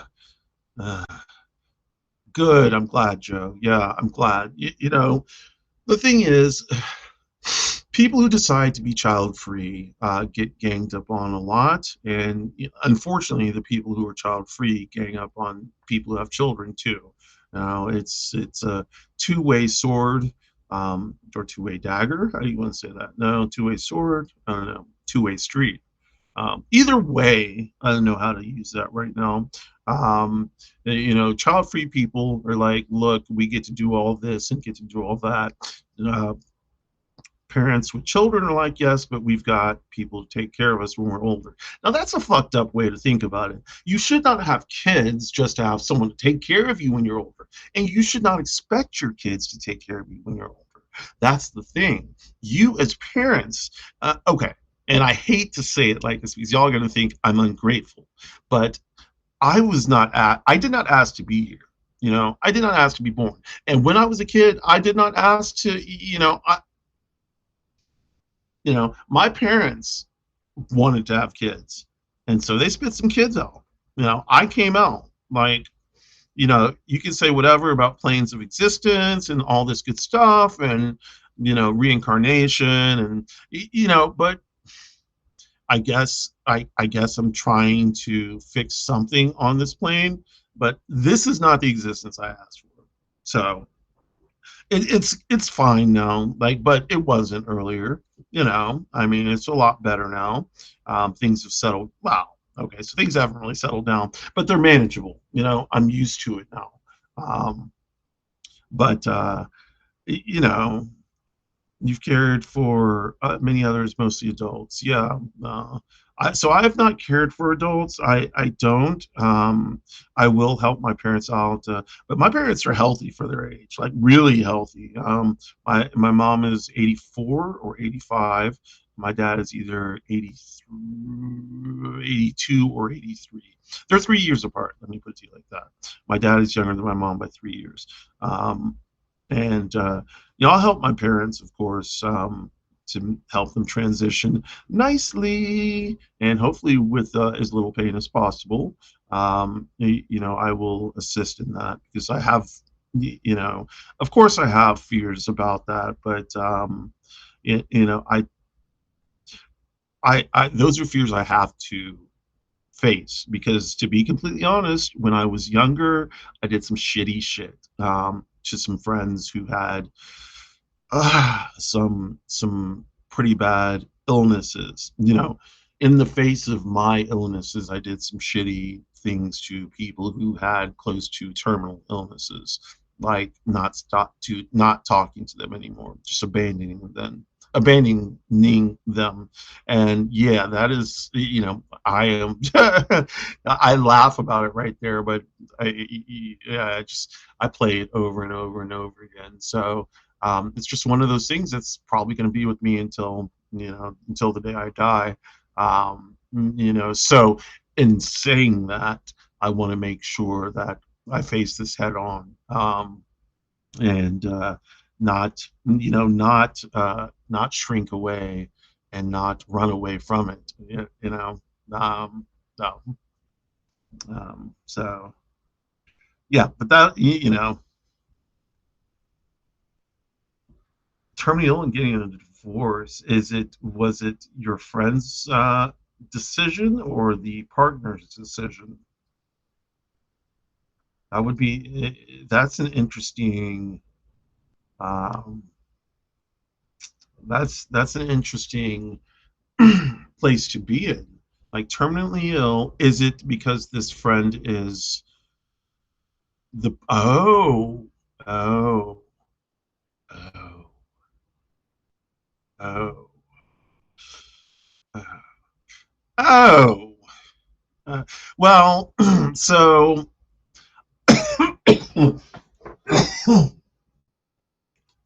I have to wonder, and this is where my mind really starts to start turning. Um, if I was terminally ill, first of all, I wouldn't mind, yes, jealousy, but as long as there was communication, I wouldn't mind if Egg had a girlfriend, boyfriend, anything, as long as there's communication. Yes, there's going to be jealousy, but I wouldn't mind. And the reason for that is because I 100% believe that I can do the same. I have love to give, and I don't believe in one person for all forever. That just seems ridiculous to me. Like, because you grow and you change. Now, that being said, me and Egg have been together 25 years. So there's something to be said about that. We've grown together, we've grown apart, and we've come back together. So, yeah. So, well, that's fucked up. He has been devastated. Well, she's totally hiding it and sneaking it around, but he caught her. So yeah, that's kind of ill. That is not a good thing to do. I can understand why she's doing it. She's afraid of death and like this terminal illness, and she needs some satisfaction herself, and maybe she's tired of taking care. I keep on saying she, but oh, you did say she. Okay. Yeah, not going to say anymore. Okay. Oh, you got booted. Okay. Well, I'll leave it at that. But as far as my opinion goes, if I were terminally ill, I would definitely expect Egg to get out there and try again. Now, Egg being Egg would not do it, and that is something that would upset me and upset her. Like, it would upset me because I would want her to, and it would upset her because she would not want to. She would want to take care of me all the way through death. And while that is great, I would want to do the same for her. I also want to make sure that our needs are met. Her needs are met and my needs. And I'm not talking about just sexual. I'm talking about emotional and mental, Those are some very important things. And if you are dealing with someone who has a terminal illness, and you have just like my eggs, none of my, so Egg has had three parents, and none of those parents have made it to 70, and she's had to take care of two of them. And so, you know, death is rampant, and I feel like, and so those are parents. But what I'm trying to say is, if that happened to me, I would hope that while taking care of me, yes, that she would understand that I want her to have another partner. I want her to be happy. I want her to have multiple partners if she wants to. I want her to be happy. And if taking care of me is happy, then so be it. But I really want her to be mentally and emotionally happy and physically happy if she wants to be. Um, I. But once again, it just goes back to my belief that there's more than one person for everybody. Like, I could probably say I've met my soulmate, but it's not 100% true. I thought it was at the time, but I met Egg, and then I meet other people. It's just like it's just the thought of just one person for everyone. One person for each person for the rest of your life is hard for me. Um, um, I don't know. Anybody else in the chat that it's hard for? Like, who in here is polyamorous? Who in here um, is monogamous? Who in here has a partner? Uh, let's see. I don't know if Brandon's still in here. Brandon, do you have a partner? I'd like to know. uh, yeah. Um, let's see. I don't know who else is in here. I'm gonna have to scroll up. There are some silent participants in here. And intro browser. Misuse is gone. Jason might be in here. Brandon, I think, may have left. Yeah. So okay. So anyway, I'm. Let's see. Let me read something else, if I can find something that I don't mind reading. That's not going to be embarrassing. Embarrassing. Early AM poetry. What is this? A cold morning, early AM poetry. So this is what I don't understand. I'm looking at this, and not Substack, but Beehive just completely fucked up my formatting. It looks kind of cool, but I did not format it like this. When I put it into Beehive, it did not look like this at all.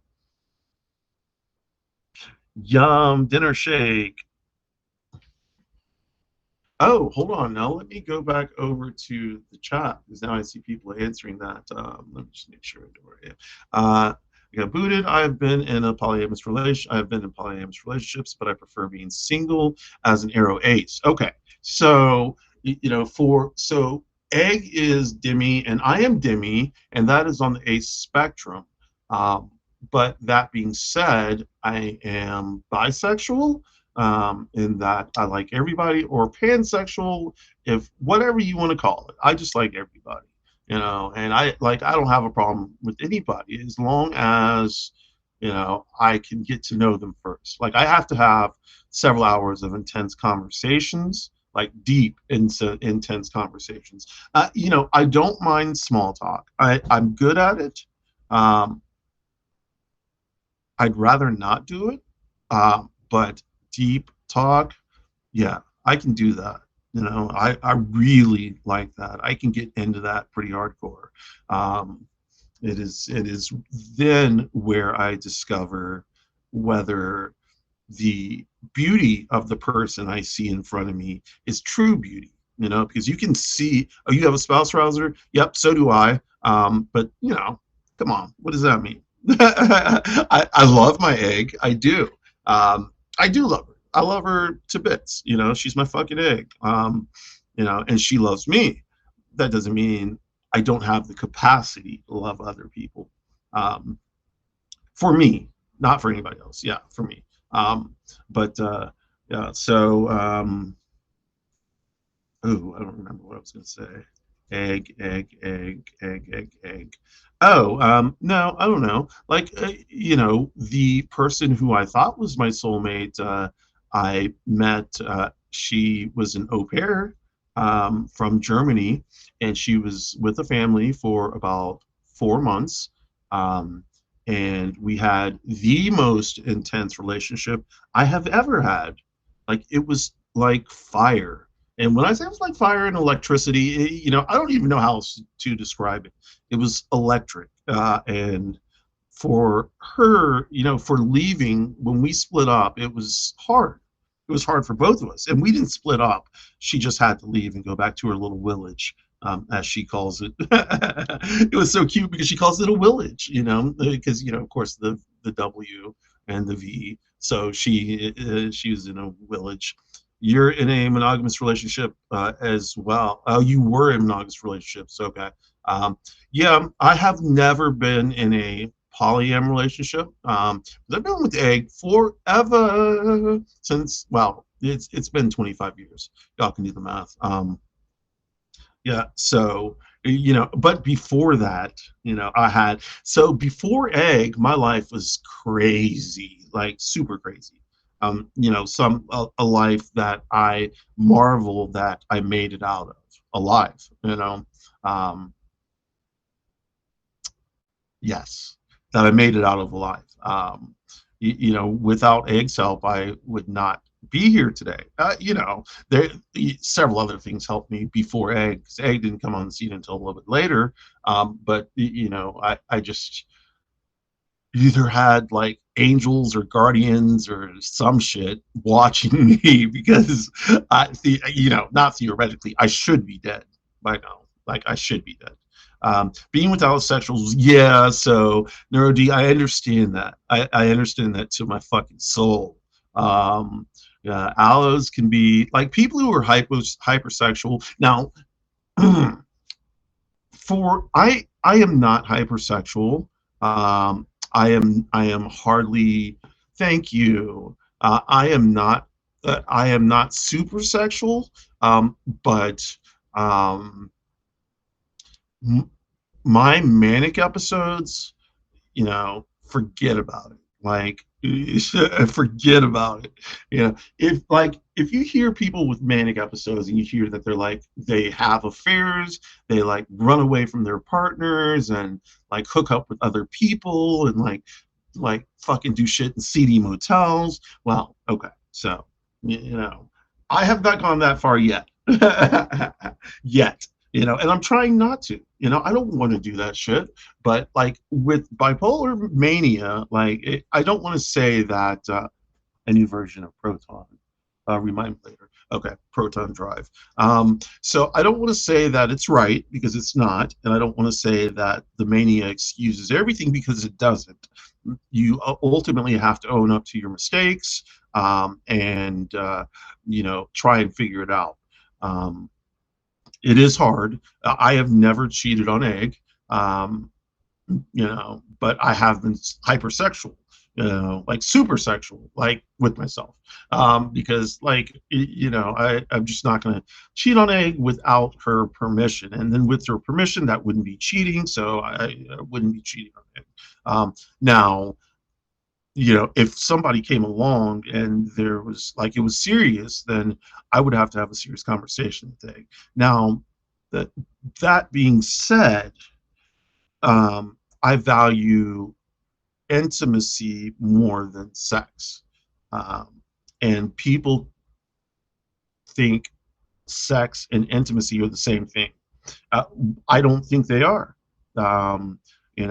There is more to intimacy than just sex. Now, people can use intimacy for sex or sex for intimacy to bring people closer, but at the end of the day, once the act is done, what's the closeness? Um, yes, I'm too sexy. Yes, I'm too sexy for my. Yes, okay. um, but yeah, if there, if there was a serious suitor or participant, then I would. I don't know. I don't really know how what would happen at that point. Like I've told Egg many times this. That and I've told her many times we've had many discussions about it, not many as in many, but many as in small. We've had many discussions about this, but she knows, and yeah, and that's kind of, I hate to do that, for a person who is monogamous. It's hard, I can understand, to be with someone who is not, or in mind at least, maybe not in action but in mind. And if I had the choice, meaning if someone came along, then yeah, I think that it would be something that I would have to consider. um, just because, just because. But I'm once again, I'm not going to throw away 25 years of living with someone and being married to someone, and sharing a life and creating a life just to get with one person. That's not going to work. This is going to have to be something where Egg and I would have to talk deeply about it, and understand the communication aspect. But that's for honestly another day, because as far as it is now, there is nobody looking out for me except for me and Egg, in that way. So I have no problem with that. I guess that's life. Nobody loves me. Oh shit.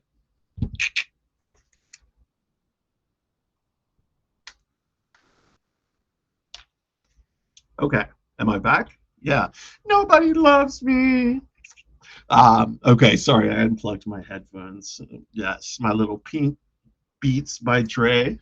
Yes, yes, yes. I love them. I've got pink and purple all over my desk because, well, I guess I'm a stereotype, I'm a stereotype trans person. I've got a pink podcast machine. Funny, funny. My monitors are purple. My monitor screens are purple.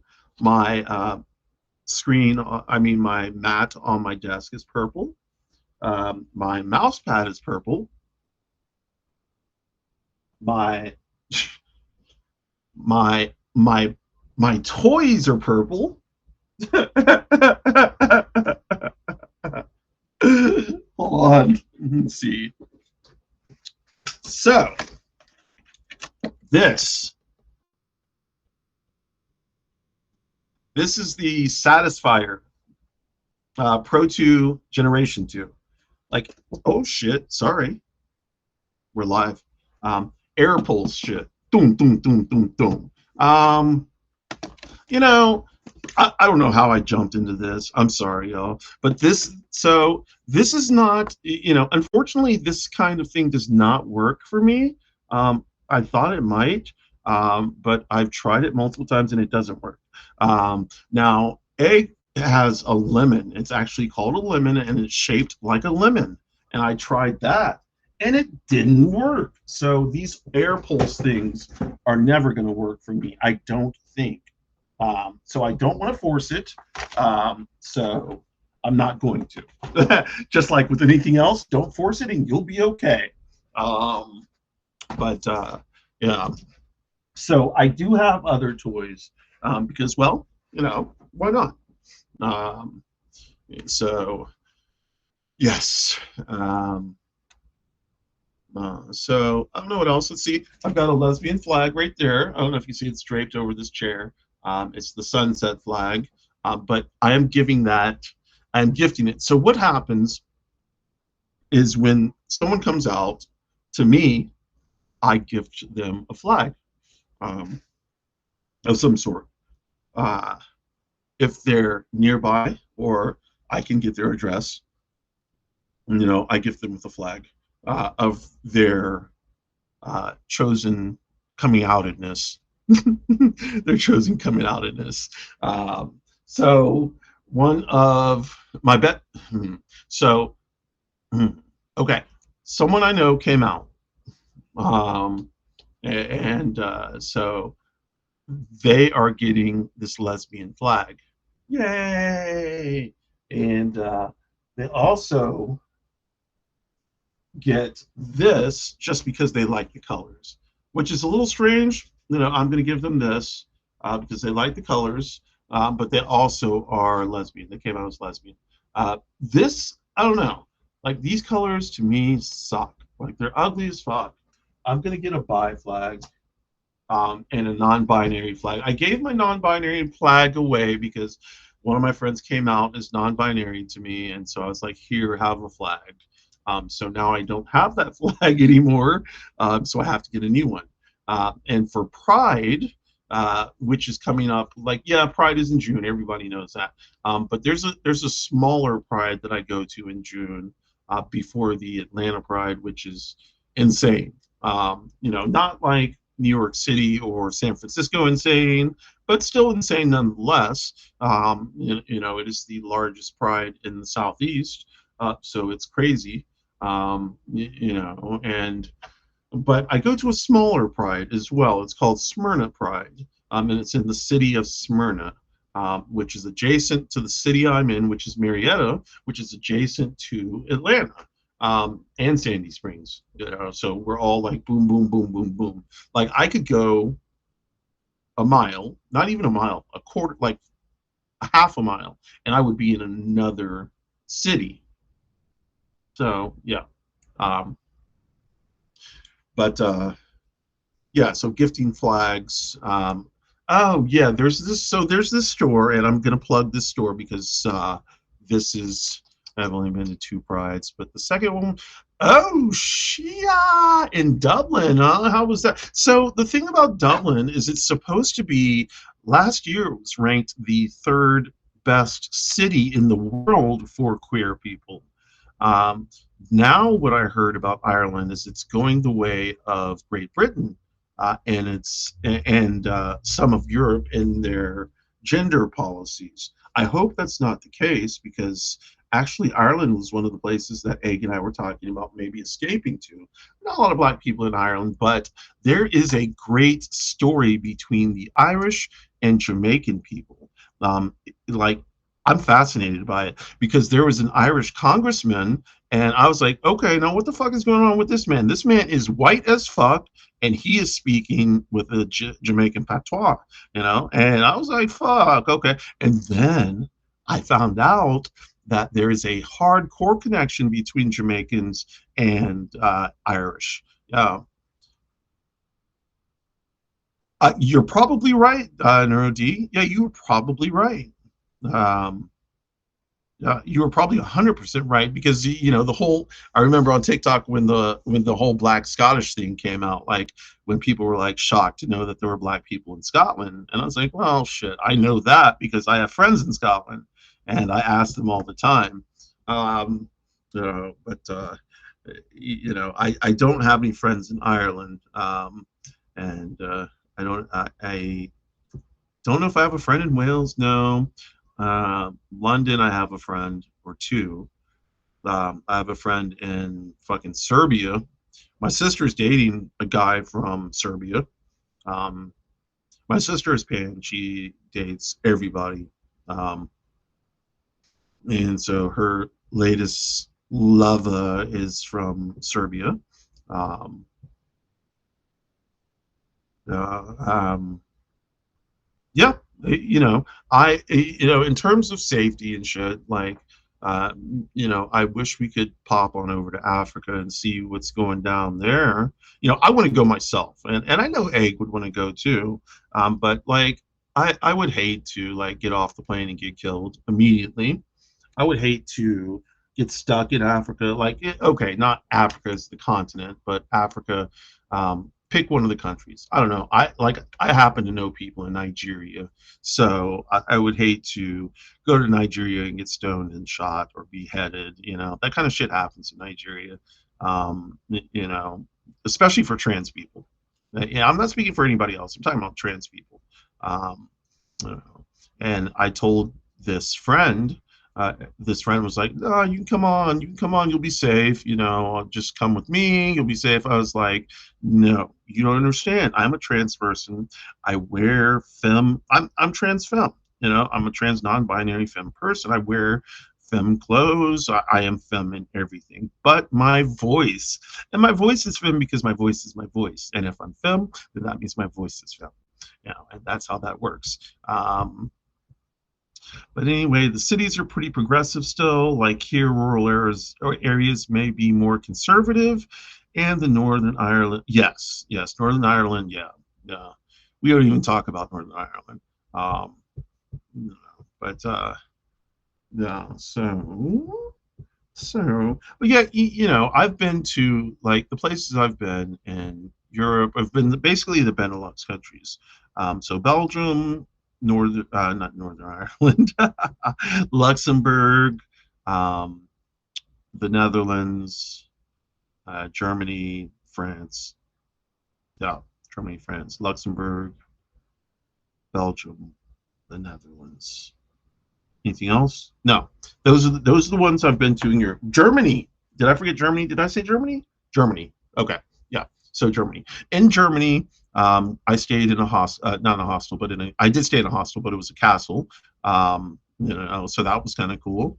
Um, to bunk in a castle. At that point, there was some the schools or the kids were on holiday, so they were in the hostel with us.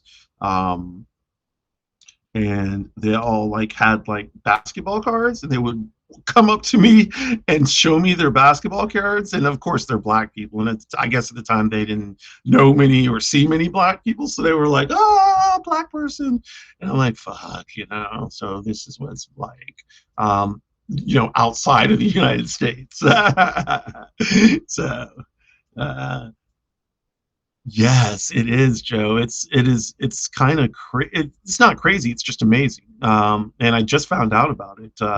It's very interesting. And it's so funny because the Irish politician I heard, just the Jamaican accent was so strong, and I was like, okay, I don't understand how other people didn't catch up on this. But then, I saw something more about it, and yeah, there's a tie. I guess like, you know, there's always a tie of some sort. Um, but ooh, hold on, let's see. Medium age. Okay, cool.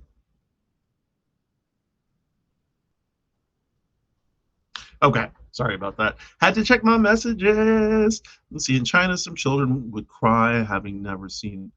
Yeah, yeah. So, you know, I hear that a lot. I hear that a lot. Yeah, I hear that a lot. Um, yeah. My brother-in-law is learning Mandarin right now, so that he can go to China. He wants to be um,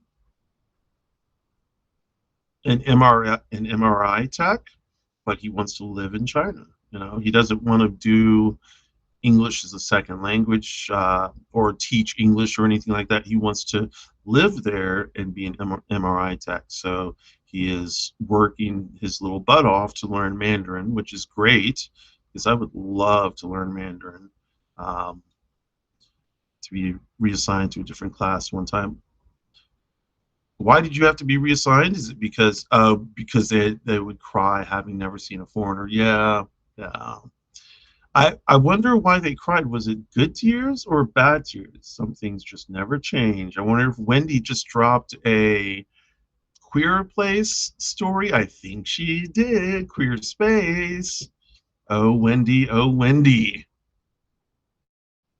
Yes, Neuro D. That I didn't want to say that, because I always come off like, black people have it worse, but it's true. Let's not fucking sugarcoat it. It's true. Yeah, it's fear. Yeah, yeah, it's definitely fear. You know the strange thing about Japan? It's not strange at all. But if you do the research in Japan, the natives are actually black. So the people you see in Japan now, the homogenized culture that you see in Japan, they are not the natives of Japan. They are the colonizers of Japan. Um, so yeah, racism is high in China too. I know that. I know that. You know, that's it, you see it in the fact that a lot of Chinese women will not date black men or Hispanic men or or what other kind of men, but usually white men, you know. And I don't know, and I hate to stereotype because that you really like we really should not be stereotyping people. um but stereotypes hold a little bit of truth, right? Maybe a tiny bit of truth. And so I would I don't want to stereotype, but at the same time, I hear of it enough. I've not seen it, but I hear of it enough. You know, yeah. Uh, and getting better about it. I even knew a black woman with Chinese husbands. Yes, so yes, that is true. There are a lot, and there are people there like there are black and Asian people called Blasians. Um, Black and Asian.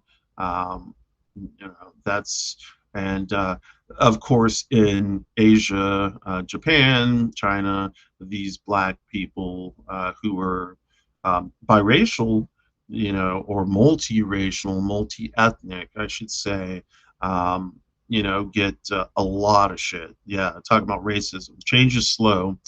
The younger generations are a little bit more open-minded, and that's the good thing about younger generations, that they will like it, they will always, hopefully they will always be more progressive than the previous generation. Now I am part of Gen X, so when I was younger, Gen X was super progressive.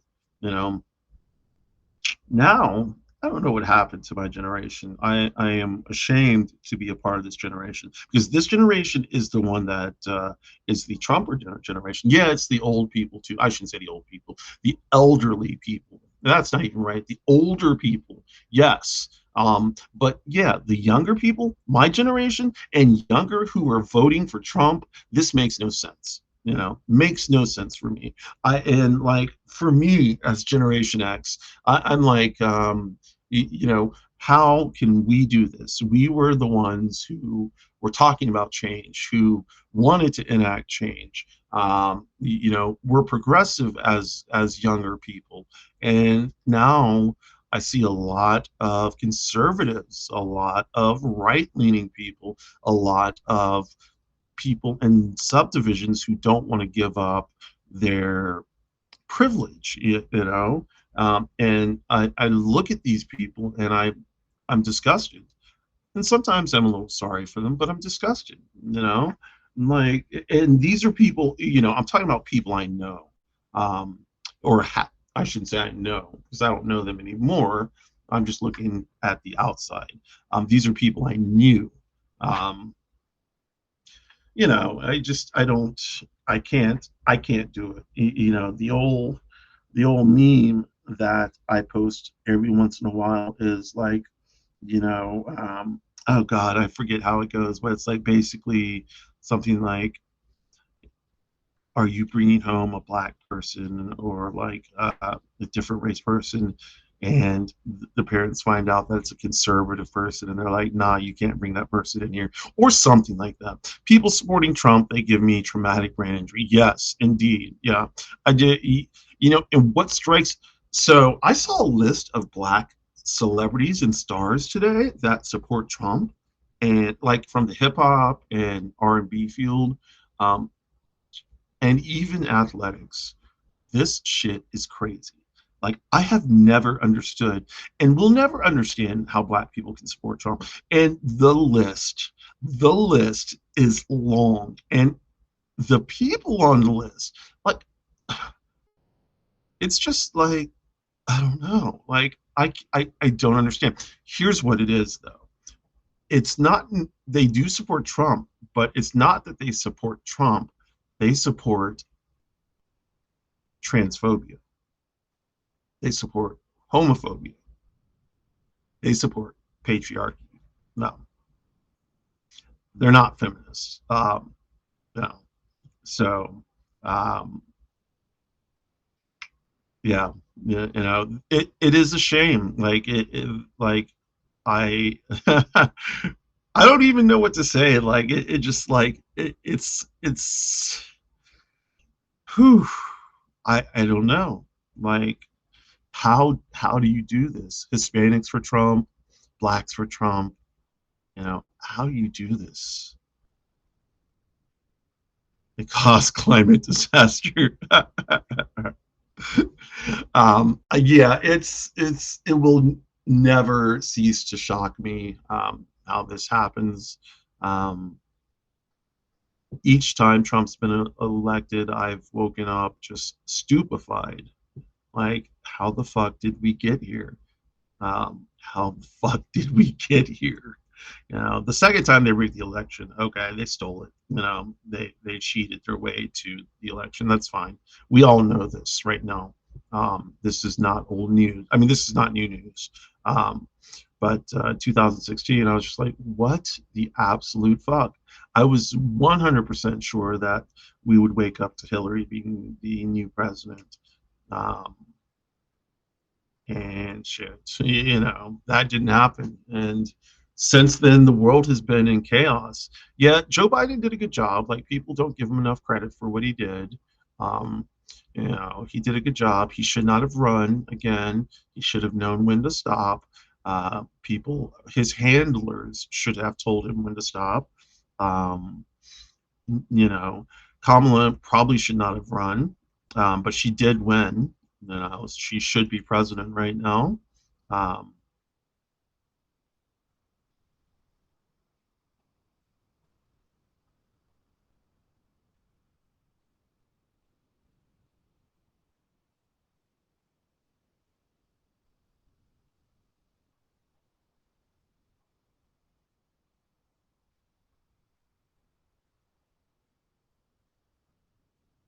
oh yeah, yeah, 100% browser, 100%. Nobody's saying racism. Yeah, so racism is definitely real, and that shit. It was this country was built on racism, and and will die because of racism or die with racism. Um, like that is not a shock. This country was built on the back of black and native people. Native people had their land stolen. Black people had their bodies beaten and eaten. You know,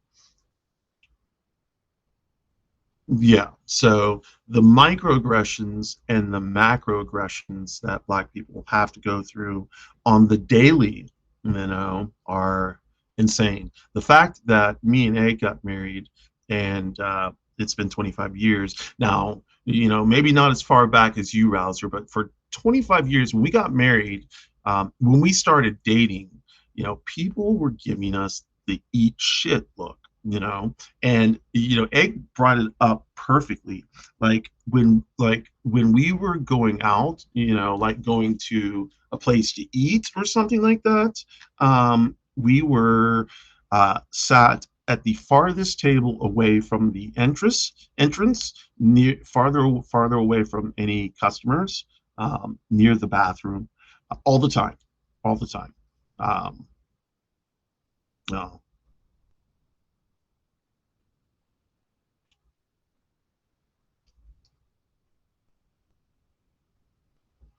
They don't have to formally, off topic, OnyxRose, I'm going to buy blue eyeshadow. Oh yeah, do it, do it, do it. Blue eyeshadow. Yes. Yes. I do what I want is green, like green sparkly. As you can tell, I'm into sparkles, in the glitter. Let me have my glitter moment. I will probably exit it sometime, but as for now, I am a glittery lady. I want to say glittery girl, but Um, so let's see. They did not have to participate in elections, and people do not realize how many of them there are, and more of them if now. And they formally did not. Yeah, yeah, they don't have to formally keep. Yeah, you're right. They don't have to formally endorse anybody because their money speaks for them. They don't need to. They don't have to formally say anything. They can just funnel money. You're playing Jane. What does that mean? It's kind of funny. Egg calls herself plain Jane with a twist of lime. But yeah, Egg is kind of plain Jane. She's of Scottish descent, Scots descent, Scottish, Scots. I don't know. I'll have to get my friends in Scotland to confirm what I'm supposed to say. I don't know. If anybody knows, tell me, please. But yeah, her ancestry is Scottish, Scotch, Scots. Um, and she's got like, it's kind of funny because I say she's got like the Scottish legs. When I think of a Scottish person, I think of legs like with big calves. And she does have big calves. Like, I don't know what this is, but she has big calves. And so as a result, it's hard for her to get like knee-high socks, because I like knee-high socks too. But it's hard for her to get some. She has found some now, but it was hard in the beginning. You just did speech to text. Okay. No eyeshadow, makeup, or mascara. Mascara. Yeah, so Rouser, when I first started transitioning, I did wear makeup. And because of course I was learning the art and skill of makeup, and I wanted to cover my beard shadow and all of this type of stuff. Well, I started getting electrolysis, so I don't really have that much of a beard shadow. I have a little bit right here, but I'm not going to go to electrolysis anymore to get rid of it because honestly, it's super painful and it's super expensive. But yeah, so I wore makeup for about 2 years and then stopped. And I hadn't worn any makeup and hadn't really thought about makeup until I got FFS. And once I got FFS, I was like, you know what? Let me try, bitch. And it was just like boom, boom, boom, boom, boom. So I've got this routine that is actually pretty good. I just have to work on the eyes, and once I get the eyes down, it's kind of natural and flowy. And that's what I like. I like a natural look. I don't want to be too made up. You get itchy? Yeah. Okay. No eyeshadow and makeup or mascara. Yeah, I try not to do the mascara too much. Mascara. I say mascara because I like to drink my drinks with my pinky out. So mascara. Um, you know, yes, it is. The problem is it clumps up. Like I put some on today. Egg is all jealous of my long, luscious lashes. But ooh, long, luscious lashes. Yes. That worked out really well. Long, luscious lashes. Okay. But yeah, so it clumps and like it'll get on my lids and shit like that. But that's okay. Yeah, that's okay. The thing is, yeah, I do wear makeup. I wore makeup for only the second time in front of my family at Easter because we celebrated my sister's birthday and Easter at the same time. And we went to this restaurant. Me and Egg were looking cute. And I had this cute makeup on. I did my makeup, and it was just like it was on and popping that day. So, and I felt good. People were looking at me, and in a good way, not in a negative way. I saw guys actually looking at me, which is a little strange. I don't get guys looking at me all that much. I'll see women kind of surreptitiously taking a look, and I don't know if that's a good or bad thing. I don't see guys looking at me in a way of like, well, this person is attractive. But it has been happening. I don't know how I feel about that. Yeah, I really don't know how I feel about that. That is something we'll have to, I just don't know about that.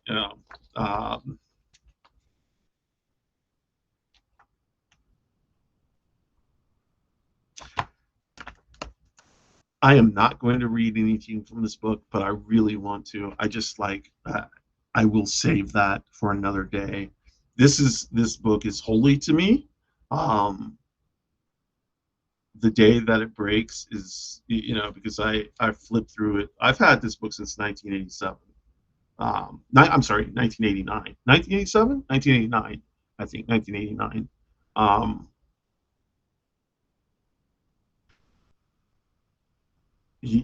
I will. Oh man, so uh, I'll never find another copy like this that's signed. So I'm hoping that this never messes up. Now the problem is that somebody fucking wrote on the cover. Like, why? Why would you do that? Joe, why did you cancel your colonoscopy? Yeah, you're non-compliant by nature. Yeah, Joe, you need to colon cancer is like boom, boom, boom, boom, boom. Like it's no joke. Like if you have to get a colonoscopy, you really should. Um, Now I'm not, I'm not here to get on my soapbox. So let me just yeah, if you don't want to get the colonoscopy, you don't have to. But it does help. Um, yeah, yeah. So I don't know. While Egg is away, the frog will play. I don't know if y'all got that in the beginning. In the beginning, it was just me and one person, and and it was while Egg's away, the frog will play. Frog is my nickname that Egg and I use for myself. Yeah. Egg has multiple names. I won't tell you any more of her names. Um, Oh, well, good, Joe. So you will be there in a week. Well, that's good. Yeah, that's really good. Take care of it quickly, and you won't have to do it. Hopefully, for another year or two, maybe 5 years, 4 years. I found out. So I had my colonoscopy, and it was okay. I explained it earlier, but I do have to go back in 6 months to get another colonoscopy. And I have not had a free colonoscopy since 1996. Because if you know anything about colonoscopies, if it's not diagnostic, you get a free one every year. But mine is diagnostic. So once I got that free one and they diagnosed me with Crohn's, I have to get a diagnostic um, colonoscopy.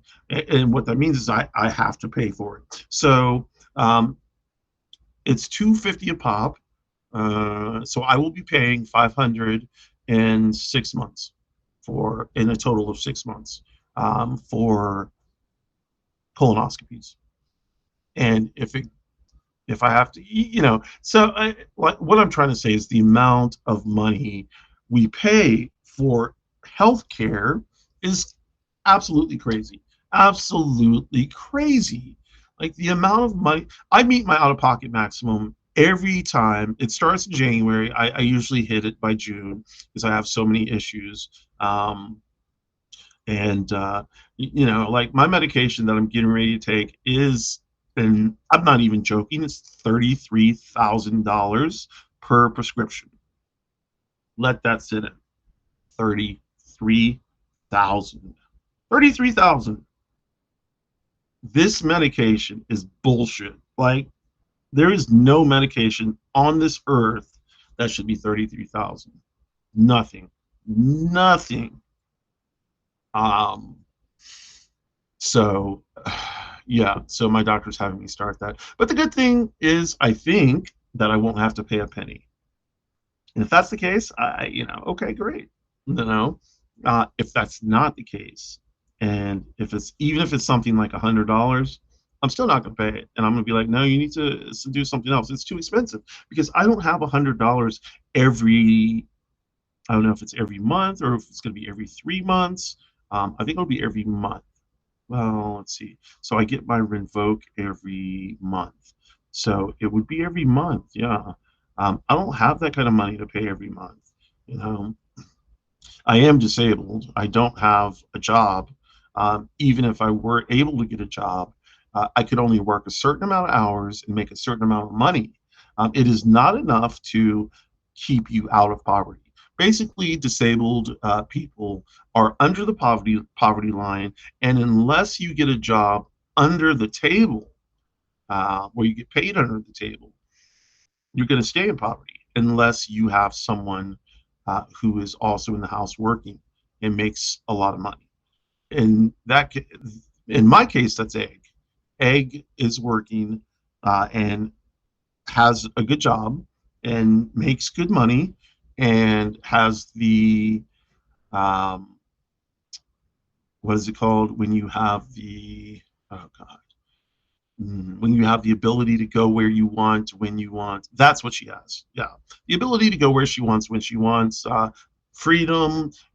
She's built herself to the point where she is needed by the company because she is the only one who can do certain things. Nobody else knows how to do it. Uh, so, she knows she's locked in. Now, that being said, the company has been bought out before and multiple times and switched ownerships. And the owners this year are kind of dickish, or not this year, but the owners who have been owners for the last 3 years, they're dickish, and they haven't given bonuses or anything like that. She has gotten a raise, but there were no bonuses given out or anything like that. So it's just like whatever. Like, this company sucks, but to give it up would give up some of her, this is the word I was looking for, autonomy. Give up some of her way, like, because honestly, I have a lot of hospital visits, not hospital visits, doctor's visits, and she has a lot too. We both have IBD. Inflammatory bowel disease. We both have hydradenitis suppurativa, or however you say that fucking shit, HS. We both have HS. She has POTS. She has endometrius. She has PCOS.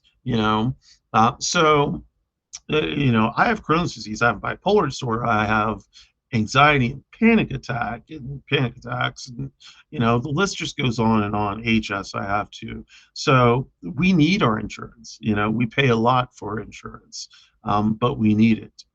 So the stress working for jackasses is enough to make me, yeah. So I am always in a bad place when it comes to work. Because I'm in that gray space of not liking authority. I don't like people to tell me what to do, multiple times. Okay, so I don't like people to tell me what to do unless I feel like I need to be told what I need to do. So if you tell me what to do and I ask you why, it's not because I'm questioning your authority. It's because I want to know why you want me to do it and the steps you want me to do it in. You see, it's not because I'm questioning your authority. Now, sometimes I am, not going to lie. But most times it's just because I need clarity, and people don't see it like that. People see it as me being argumentative or and I'm like, no, it's not argumentative. I just, just give me the answers I need and we'll be good. That's it. Yeah, that is it. And people don't understand that. People get mad, they really do. It's just and I'm just like, I'm sorry, like, even Egg, so it's kind of funny because Egg is autistic and I feel like I'm ADHD. I am diagnosed ADHD, and I understand that people who are diagnosed ADHD and people who are diagnosed autistic, it's like 70%, 80%. So 80% of people with autism who are autistic are also have ADHD. 70% of people who are ADHD also are on the autism spectrum, the autism spectrum. So I don't know if this is 100% true. I thought I read this somewhere. Oh shit, yeah, I thought I read this somewhere. And if it is true, then it does not shock me. I also read somewhere, and I read this a long time ago, that trans people have a higher rate of autism in the community in general than cis people. than cis people. Let's see, than cis people. Yeah, than cis people. And I don't know if this is true either. But I thought I read this somewhere. And if so, that's pretty interesting too. Like, this is all fascinating. Hi, Margaret. Thank you for coming.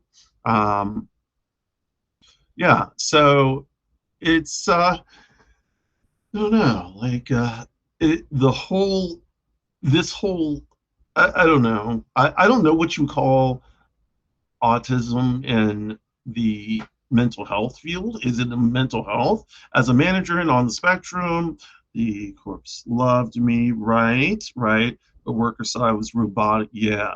Yes. Okay. So yeah, that's it. That's it. Here's the thing. I can put, when I need to, I'll be like, yay, yay, yay, yay, yay. But that's because I'm like, okay, let me just make sure these motherfuckers don't fuck with me. Leave me in my peace. But when I'm yay, yay, yay, yay, yaying, my head is going like, well, da da da da da da da. Let me ask y'all, do y'all in the chat, do y'all have an interior voice, a monologue, a dialogue going on in your head all times? I have this at all times, with the exception of when I'm asleep.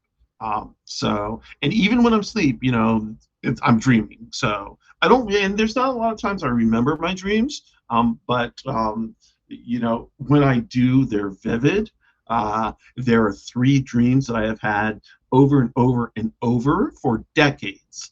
And they are so vivid that I can explain to you exactly what happens every fucking single time.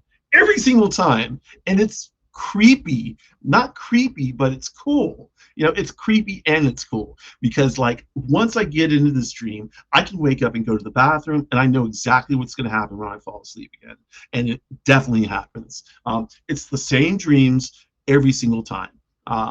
And it's, like I said, it's creepy because when you think about it, it's like, oh shit, like, how is this happening? How can I be falling in and out of the same dream? But then I think about it and it's maybe I'm in a different timeline. And that's where I am. A different timeline.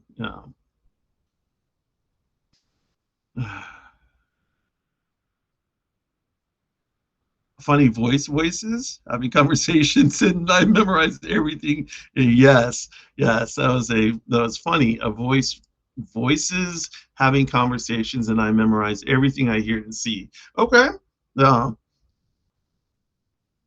so that is great, Neuro D. Yeah, that's yeah. Lucid dreaming, lucid dreaming.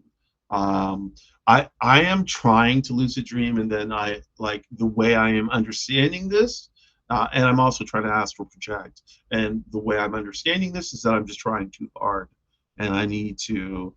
Um, Oh, you can go back and have a do-over. Coolio. So I have not been able to do this yet, but I do, like, it's kind of funny because I talk to people in my dreams and I know I'm talking to them.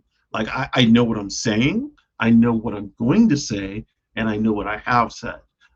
It is fucking creepy. To me, it's creepy, but it's really cool at the same time. And I keep on explaining these dreams to my therapist, and they don't know what to say. Like, I have not had an explanation for these dreams yet, with the exception of one. One is that I'm stuck in a university and can't get out of the actual building. So I'm running around madly and with madness, with madness. Like, I'm mad, not like, but like I'm crazy because I already am, but I'm crazy, crazy. And, something is chasing me, but I don't know what, and I can't get away. And so, that's that. Yeah. Yeah, so the Matrix is fucking crazy. Yeah, like, so I have been having tripped out shit since before the Matrix too. Like I said, I've been talking with Miss Use about this quite a bit. I don't know if y'all were in here while I was talking to Miss Use, but I do. I feel like, and I'm gonna say I feel like, because I'm not 100% sure on this.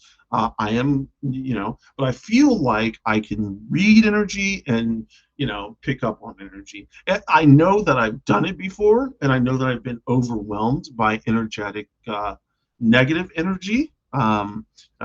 It's happened twice in my life, and it hurt so bad, like physically hurt. Um, and so yeah. After that, I've had to learn to psychically barrier or boundary myself. Um, let's see. The voices are mean, not real. Sometimes it really cracks me up. So, me having, sometimes, yeah. So, me having bipolar disorder, sometimes the voices I feel are not me, and I am not 100% sure on that. I have had delusions, hallucinations before. Audio, audio, oral, audio, uh, audio, mm, audio, as opposed to eyeball, as opposed to seeing things like dragons and shit like that, or whatever you see, people, and I don't. That has not happened to me yet, but I have. I don't know if this is the bipolar or what it is, but I hear people calling my name all the time. Um, yeah, I don't know if it's people or what. Yeah, one night I actually heard something or someone say my name, and you need to go to bed right now. So I got up and ran to the motherfucking bed, and hopped in and closed my eyes. And I was like, I do not want to understand what you just told me, so I'm gonna go to bed.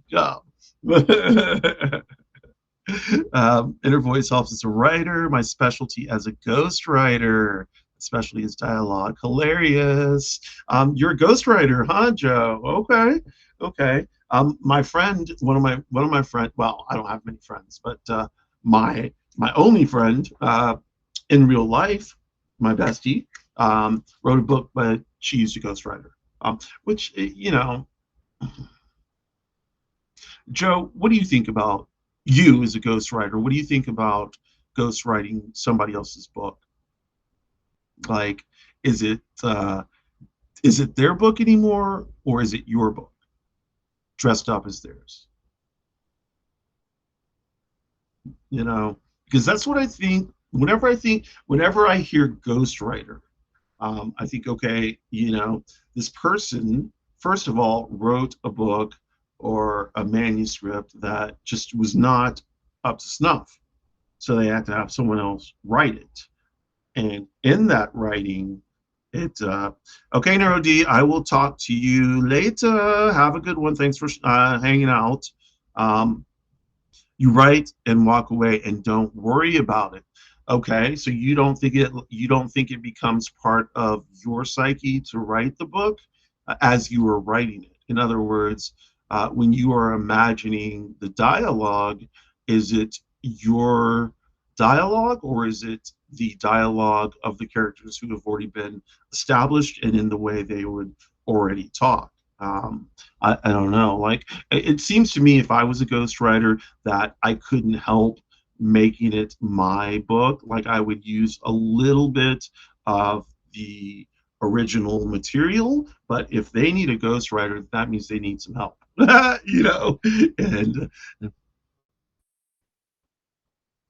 you made the choice to give it away and get paid. I write and walk away and don't worry about it. Okay. Um, I would I don't know. I would definitely get, like, so my bestie wrote a book. It was I read it at all stages. It was okay. It wasn't bad.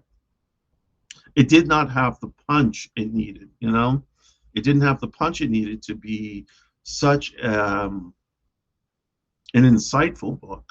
Um, but if you read it now, like, it's called Hold Back the Rain. It's a book with a Duran Duran title. It's a song of Duran Duran's. And each chapter is titled after a Duran Duran song. She actually got permission from Duran Duran to use the titles and the as the names of songs. Um, use the names of songs as titles. Um, the book is about her. The book is crazy. Let me put it to you like that, but it's uplifting. You will cry a lot. You will cry a lot. You'll be angry a lot, but then you'll be super happy. Um, it's one of those books, and it's one of those books that you'll read in like. So I read it seriously in like 3 hours. I was just like boom, boom, boom, boom, boom. It's that fast of a read. Not because it sucks, but because it's engaging. It like grabs you. And that's the ghostwriter part. Because before that, it was not like that. Like the prologue is just insane now. Like that prologue was not there in the beginning. So when you read the prologue, that is not Bestie's writing. That is ghostwriter's writing. Um, but it's awesome. It definitely hooks you. I've had writing I wrote for myself that was so. Yes, Joe. Yeah, I would be so upset. I definitely would be so upset. Yeah, like I have like tons and tons of writing that I don't want out. Some of it I don't think is bad, but some of it's horrible. But the ones that are good, I still don't want out. And I've told Egg, like, upon my death, if I die before she does, to go ahead, get it together, and do a fucking Van Gogh, just like his sister did, or was it his sister or her lover? That when he died, she got all of his stuff together, all of his paintings, drawings, and such, and made sure the world heard about him. And that's how he became famous. Now, I don't want to be famous. I just want to make sure that some people like my stuff, and know about my stuff. I don't want to be super famous. I've never wanted to be super famous. I don't want the trappings that come with celebrity or fame. I'd like some of the money to help Egg so she doesn't have to work again. So I can pay my parents back so they don't have to work again. Okay. First of all, my parents haven't had to work in a long time, but they've given me money in the past, so I'd like to give them money back. Um, I'd like to take care, of my family, my blood family, my chosen family. Enough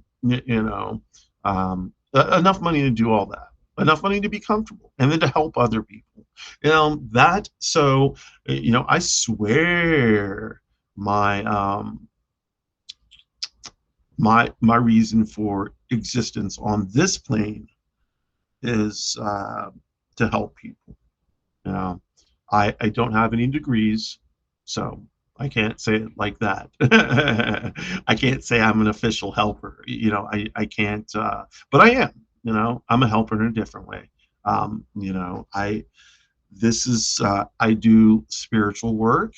Um, I do this from a spiritual aspect. Not that I preach. I don't do any shit like that. I don't push my beliefs on anybody. That is not something I've ever done.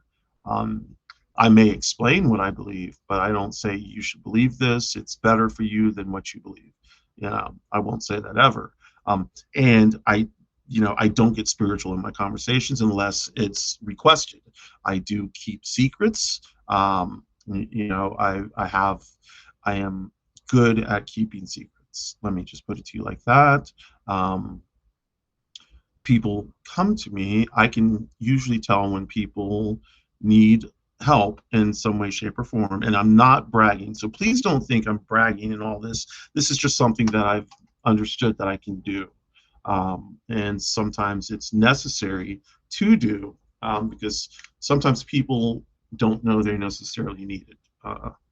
And it's only when they're approached and you do a little digging, not digging, but a little pushing, just give a little tiny push so that they can go ahead and open up, you know. Um, and I don't know.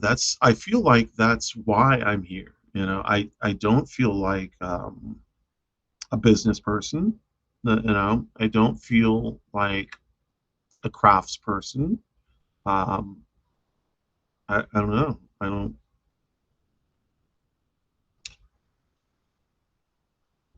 Ooh, Joe. Joe. Yeah, 100, huh? 100. Yeah, secrets are fine. Sometimes healthy, as long as we don't keep them from ourselves. Yes. Yes. It is true. It's 100% true. Yeah, no, you know. I don't know, like I tend to I tend not to do that. So I try to I'm trying to be more open nowadays. There is the thing that I wrote about something called three faces, and I'm sure all of y'all have heard about it before in some way, shape, or form. And that's like there are three faces that we all have. One is the one that the public sees, one is the one that your friends see and your loved ones see, and the other one is the one that nobody sees. That is the secrets that we don't want to admit to ourselves or we don't want people to see. You know, those are our secrets, our locked in things. Um, we all have that face. The trick is to find a way to not necessarily release it so that everybody can see it, but to open it a bit, so that you are more open. And when I say open, and I'm talking about energy now, to open yourself to be more receptive to energy. Then so when I open myself to be more receptive to energy, the currents between conversations flow a little bit easier. I feel like if I can bring out a little bit of what I'm hiding and extrapolate it and then put it into the necessary I don't even know how to say it because now it's not making sense, but to I don't know how to say it, but yeah, if I can somehow harness it, by opening my third face, which is like it's almost like I'm saying opening my third eye, but I'm not. But opening my third face, that might help. Uh, God, I don't make sense sometimes, but I make sense in my head. That's the problem. In my head, I know what I'm saying. I just like sometimes my brain can't spit it out right. Yeah, there's this thing called ADHD charades, like where you forget the word, so you like have to use other words like synonyms or anything else to finally get around to that word. And what you're doing is making other people guess, so that way they can help you. So the word hits your head, but like people don't like that. I found out people don't like to do that shit, and I'm like, just help me, just help me. It's not, I'm not doing it on purpose. Sometimes it's just my brain. It just doesn't work like that. Thank you, Joe. I appreciate it. Yeah. Sometimes I think I'm just like, um, but yes. So anyway, I think right now is a good time to close this. It's been 2 hours, 48 minutes. Yay! Another long session. Tomorrow night, 9 o'clock p.m. Eastern Standard Time, 6 o'clock Pacific Time. Me and Samantha Page will be doing a live together. Deuxième partie, part two, Um, so that'll be a lot of fun. Samantha's cool as fuck. So love them. So yeah, I can't wait to talk to them. We will chop it up again. And then Friday is Trauma Talk with Wendy the Druid. Brandon Elrich is so fucking gay and so hot. Um, let's see, the poet Miranda and Sarah. We will all be chopping it up on tomorrow, Trauma Talk. Wait, tomorrow's Thursday, so Friday, Trauma Talk at 1 o'clock Eastern, possibly 2 or 2:30. Um, yeah, Rouser. Julie, I hope is Julie. Oh, is Julie in here? Hey, Julie. Oh shit, you just popped in and we're getting ready to leave. Yeah, I heard that Lisa is getting better. Is she? Are y'all going to be on the porch tonight? On the not so porch? On the porch? Because if y'all are, I'll catch some of y'all's show a little bit later. I usually pop in for a bit. Um, but yeah, I. I forget what I was saying. Yeah, I'm going to go ahead and close this right now. I appreciate everybody popping in for a little bit and hanging out with me. I do talk quite a bit. Next time, I will try and come up with a subject to talk about, so I'm not just so scattered. I do want to try and read some more poetry, so next time, like after Saturday, I will have a new poem to read. I will write another one tonight, probably. My goal is to try and write two each week, like my I'm fangirling, okay? I can't help it. I fangirl like hardcore over Brandon. So like his writing to me is beautiful. Like seriously, like beautiful. So I fangirl over him quite a bit. Hey, Luca, you're gonna be a little late because I'm getting ready to close this shit down. but but yeah, I'm fangirling over Brandon. So you know his writing, like on Substack, his writing is great. Julie, I love your writing. Like your writing is great too, Julie. Your shit is amazing. You know, Joe, awesome. Like Joe, your shit is deep, like deep and dense. Dense is the good word because dense, and I like that. I like that a lot.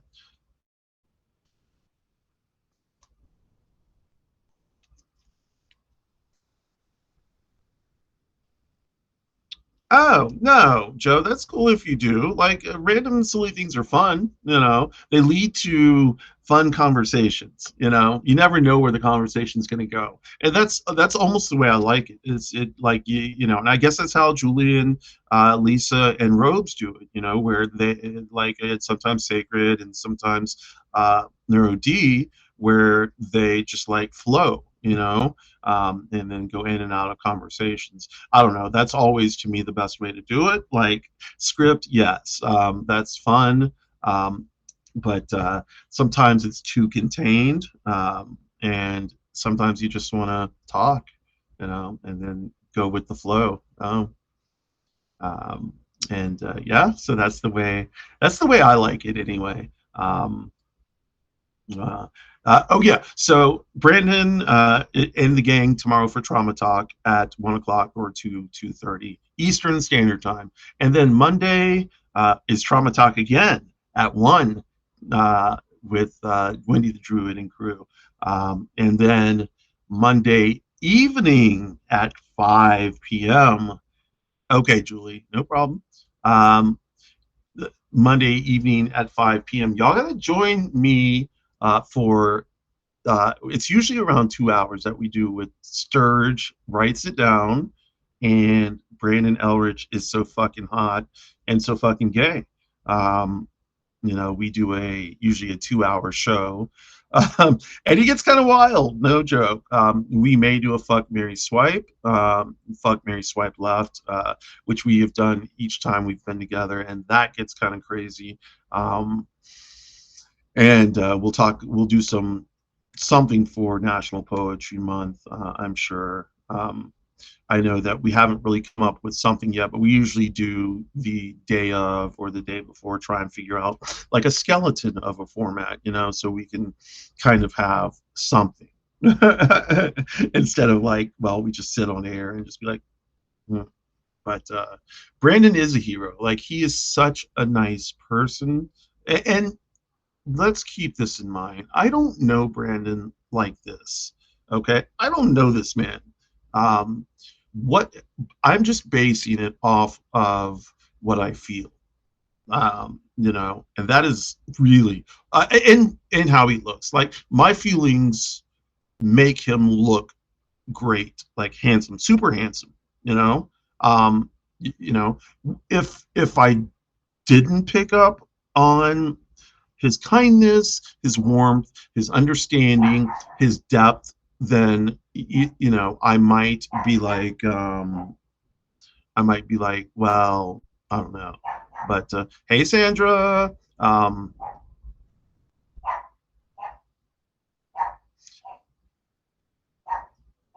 sometimes my white straight lady ass gets embarrassed and I have to tune out, but that's cool. Yeah, yeah. Brandon is a hero. He's a beautiful man. And I don't say this about men very often, but he is usually it's queer men I say this about. He is a beautiful man. His generosity, his writing, his depth, his pain, all of this go into the understanding I have of him currently. I don't know this man, so like I have not had deep conversations with him, but I expect that if I did, these are the kind of things I would pick up on. Yeah. So, um, but yeah, I don't know why I was talking about Brandon. I will talk about Brandon until I probably, I don't know, until I forget about him. Which may not be, won't be a while. Like his writing seriously has done something to me. Julie, I am not going to lie. If you cannot hear me, I'll tell you on the porch or like back channel or some shit. Your writing is amazing, Julie. Love your shit. Love your shit. It's deep. I can sometimes feel the pain, sometimes feel, and not trying to suck on your energy. That's not what I'm trying to do at all. But I can understand it, and I can appreciate it. At the same time, feeling overwhelmingly not sad, but sad that you may be feeling this kind of pain. So while at the same time understanding it.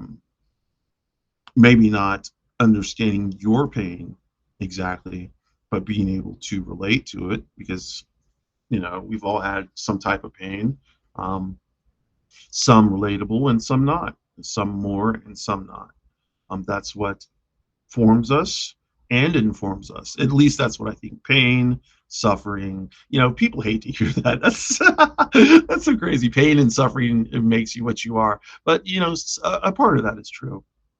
Pain and suffering make you what you are. Going through hard times make you what you are. It steals you. Like it allows you to see what you need to see, what's important to see, what you need to do, what you want to do. Like you can either give into the pain or you can rise above it. And I hate to say it like that because that's so fucking cheesy. And I don't want to sound cheesy, but when I was at my worst, I was like, okay, so it's either I'm going to give in or I'm going to fight. And each time, well, sometimes, sometimes I've fought, but it's worth the good fight in the end. At least I think it is right now. Always right now. But yeah, so. I don't know. I do like I am not going to say anything else about Brandon. Oh yes, I am. Go check out his page. Brandon Elrich is so gay, and also Elrich Unraveling. That's where he writes poetry and short stories, and his poetry is amazing. I love anybody who can write poetry. I am such a poetry addict and freak that anybody who can write poetry. That can touch me, I love. Like it's not love is like I'm gonna marry this person, but love. Like I love poetry, and it makes me see people differently. Just like any type of writing will, any type of art will, art, music, beauty. And beauty is not I'm not talking about like beauty outward looks. That is not what I'm talking about. When I say beauty, I never mean that. I never mean outward looks. Yeah, I saw that, Joe. That is a cool apron. Yeah, thank you, Julie, for giving him that apron so we can see his body a little bit. You know what I'm saying.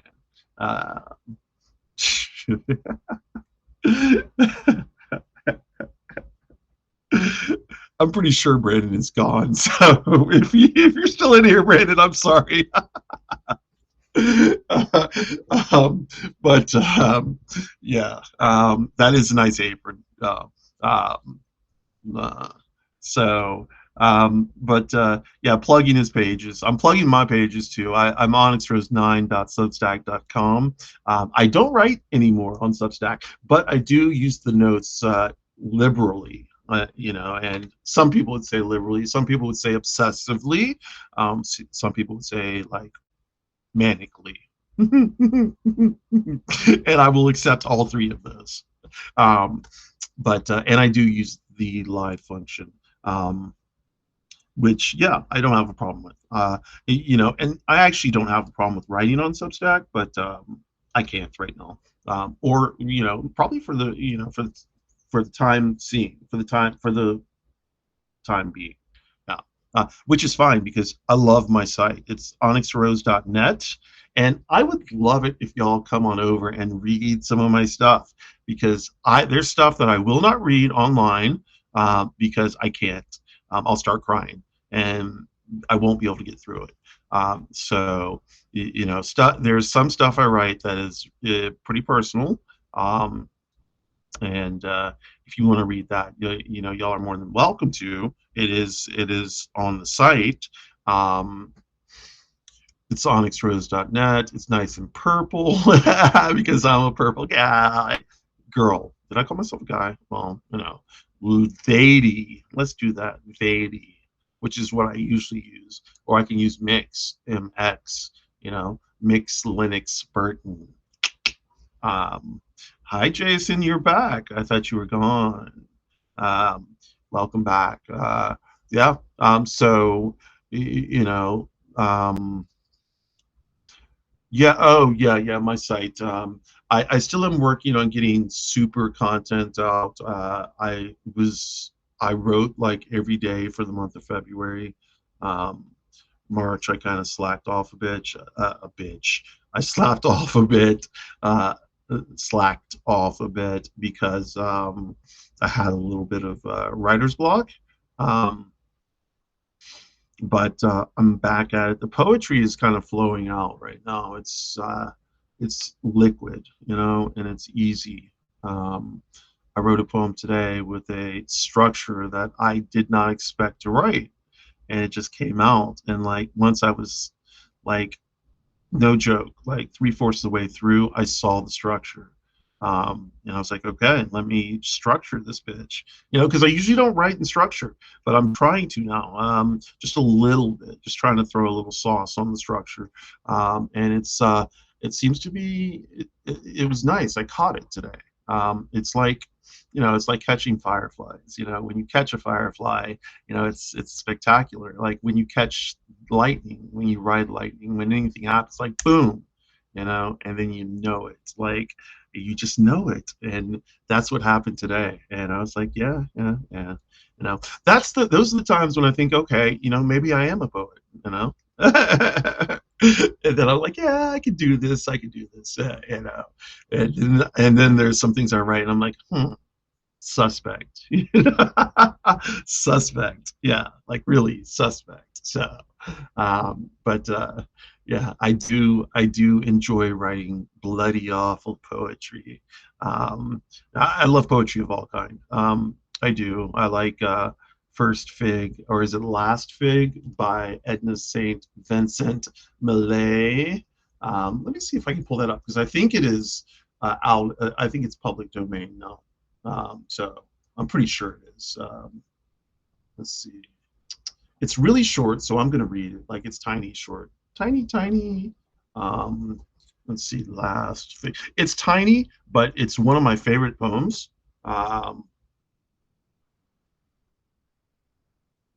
No, let's see. Last Fig. First Fig. Maybe it's First Fig. Let's see. Edna Saint Vincent Millay. First Fig. Okay. So it's called First Fig. I'm sorry. I keep on saying Last Fig. Yes, please. And Lucy on the porch tonight. Let's see. Running can be like, what the fuck, Lisa? That's what I was like. Who's Lucy? So here it is. And I think I've read this multiple times already, but it's called First Fig from Edna St. Vincent Millay. And the poem, which is really short and really awesome, goes, "My candle burns at both ends. It will not last the night. But ah, my foes, and oh, my friends, it gives a lovely light." And the thing I like about that is it's so short and so descriptive, and you know, I love the darkness, the darkness within the light, or the light within the darkness. I love that. It feels good. I like kind of things like that. But that's my style. That is Edna St. Vincent Millay. Um, First fig, yeah, first fig. Figs from thistles. First fig. Haven't we heard of thistle before, Julie?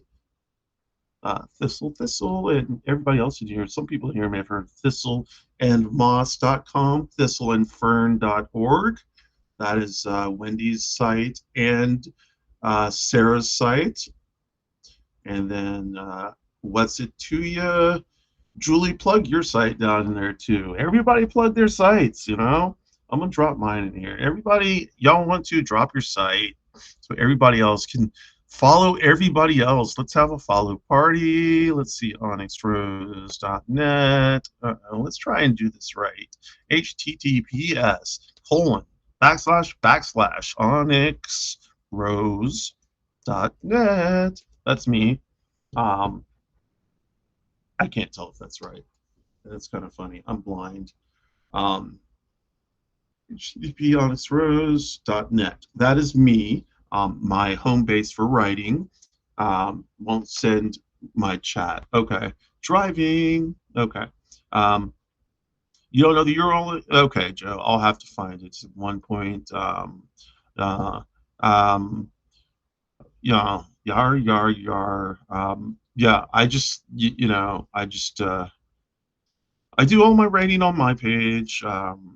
And honestly, I do all my writing on Libra, or sometimes Word, um, or Libre. I don't know how you say it, Libra or Libre. It's a free word processing. It's like Word basically, but it's free. And they have Excel and like spreadsheets and all this stuff. But basically what I do is I write everything down there and then transfer it to Beehive if I need to. Thank you, Jason. Yes. Okay. Follow Jason. Everybody. Um, so yeah, so with Beehive, it's kind of strange because the formatting, I keep on complaining about the formatting, but I will first of all, I'll transfer something from Google. I'm not from Google, from Word or from Libre, and drop it into Beehive, and then Beehive will come out with this funky formatting. I will type everything into Beehive, and it will come out in this funky formatting, which sometimes looks cool, and it looks like I intended to do it, but I really did not. So if you see some crazy shit on my site, and it looks like, I spaced it crazy and it looks spaced, I didn't do that. I didn't do that. I don't usually space things. The only way I will space things are like big gaps in between. I won't do lines like that. Um, I will do maybe small lines like that, but I will not do gapped lines. Um, that is how like some of my stuff is laid out. And every time I go in to fix it, it just changes it again. So I just said I'm not going to fix it. So yeah, Beehive is its own beast. The good thing about Beehive is I don't have any Nazis or white supremacists or anybody like that Christian conservatives breathing down my neck like I have with YouTube and with Substack. Yeah, Substack people can find you anywhere. Like I was on Substack for, let's see, I started Substack in October. Joe, thank you. Yay, Joe. I started Substack in October, and by November, the Nazis, skinheads, Christian conservatives, racists, everybody had found me. So ever since then, I've been having issues, and so that's the one good thing is like I don't have to worry about anything like that, and I just write whatever I want. I don't have to worry about what I write, and that I don't have to worry about that on Substack either. That's not what I'm saying, but I feel more comfortable on Beehive in terms of writing. Meaning that I can write without like the comments that are pain in the asses. That being said, I get paid less on Beehive than I did on Substack, and I could probably get paid more on Substack. Now, you know, if I want to be able to write, in order to, I don't, making money is not the end all be all of anything for me, but I want to be able to write and make money so I don't have to do anything else. You know what I'm saying? Like, I don't want to work fucking retail again. I'm tired of it. Like, I've worked retail before, like most of my life, not most of my life, a good bit of my life, because I worked at bookstores and magical shops, but there's still retail at the end of the day. But So I don't want to do that anymore. I want to be able to write, and I'd like to get paid for it. But Beehive, like, unfortunately, I've made like $30 since February. Oh, February. Uh, and that's okay. Like, nobody, I like the coffee thing. I'm almost thinking about just like discontinuing it because like nobody is doing the coffee thing. But and I understand like times are hard. I've bought one person a coffee and it wasn't even, I mean, I guess it was a coffee. Like, I just contributed money to one person. And I'll probably pick that up again when I have some time. But I understand that it's hard. That is probably the reason I'm going to really remove that. Now I'll continue to drop ads in my writings. Joe Gaviota means seagull. Gaviota. It means seagull. Okay, nice, nice. Okay. Um, seagull. Yeah. Okay. Um, Joe, what language is the last name? Is it Italian? No, I don't know what that is. I'm not sure. Let me know if you want to. I'm not saying just like, this is only if you want to. Um,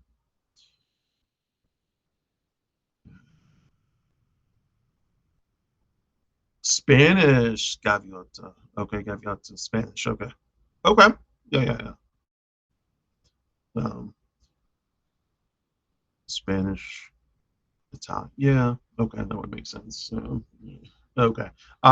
Yeah. So but it's at this time I'm going to wrap it up because I know like On the Porch is going to start in an hour, and I'm going to go get something to eat before I sit down and watch that and read some more Substack news, and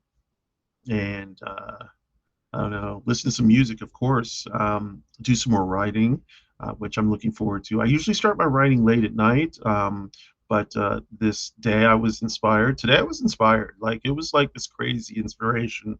It was like lightning, and I like that. So this one will be going up Saturday, and because like I said, Sturge writes it down.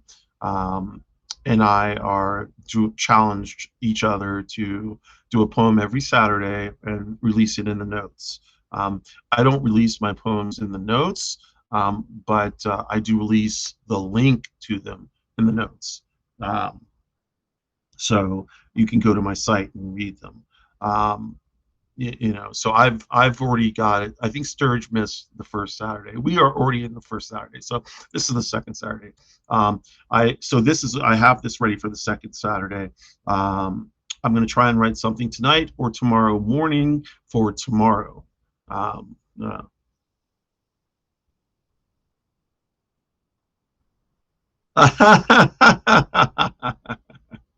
Thank your friend, Joe. I wish I could be a DJ. Like, yeah, no, I wish I was. That would be fun. um, but yeah,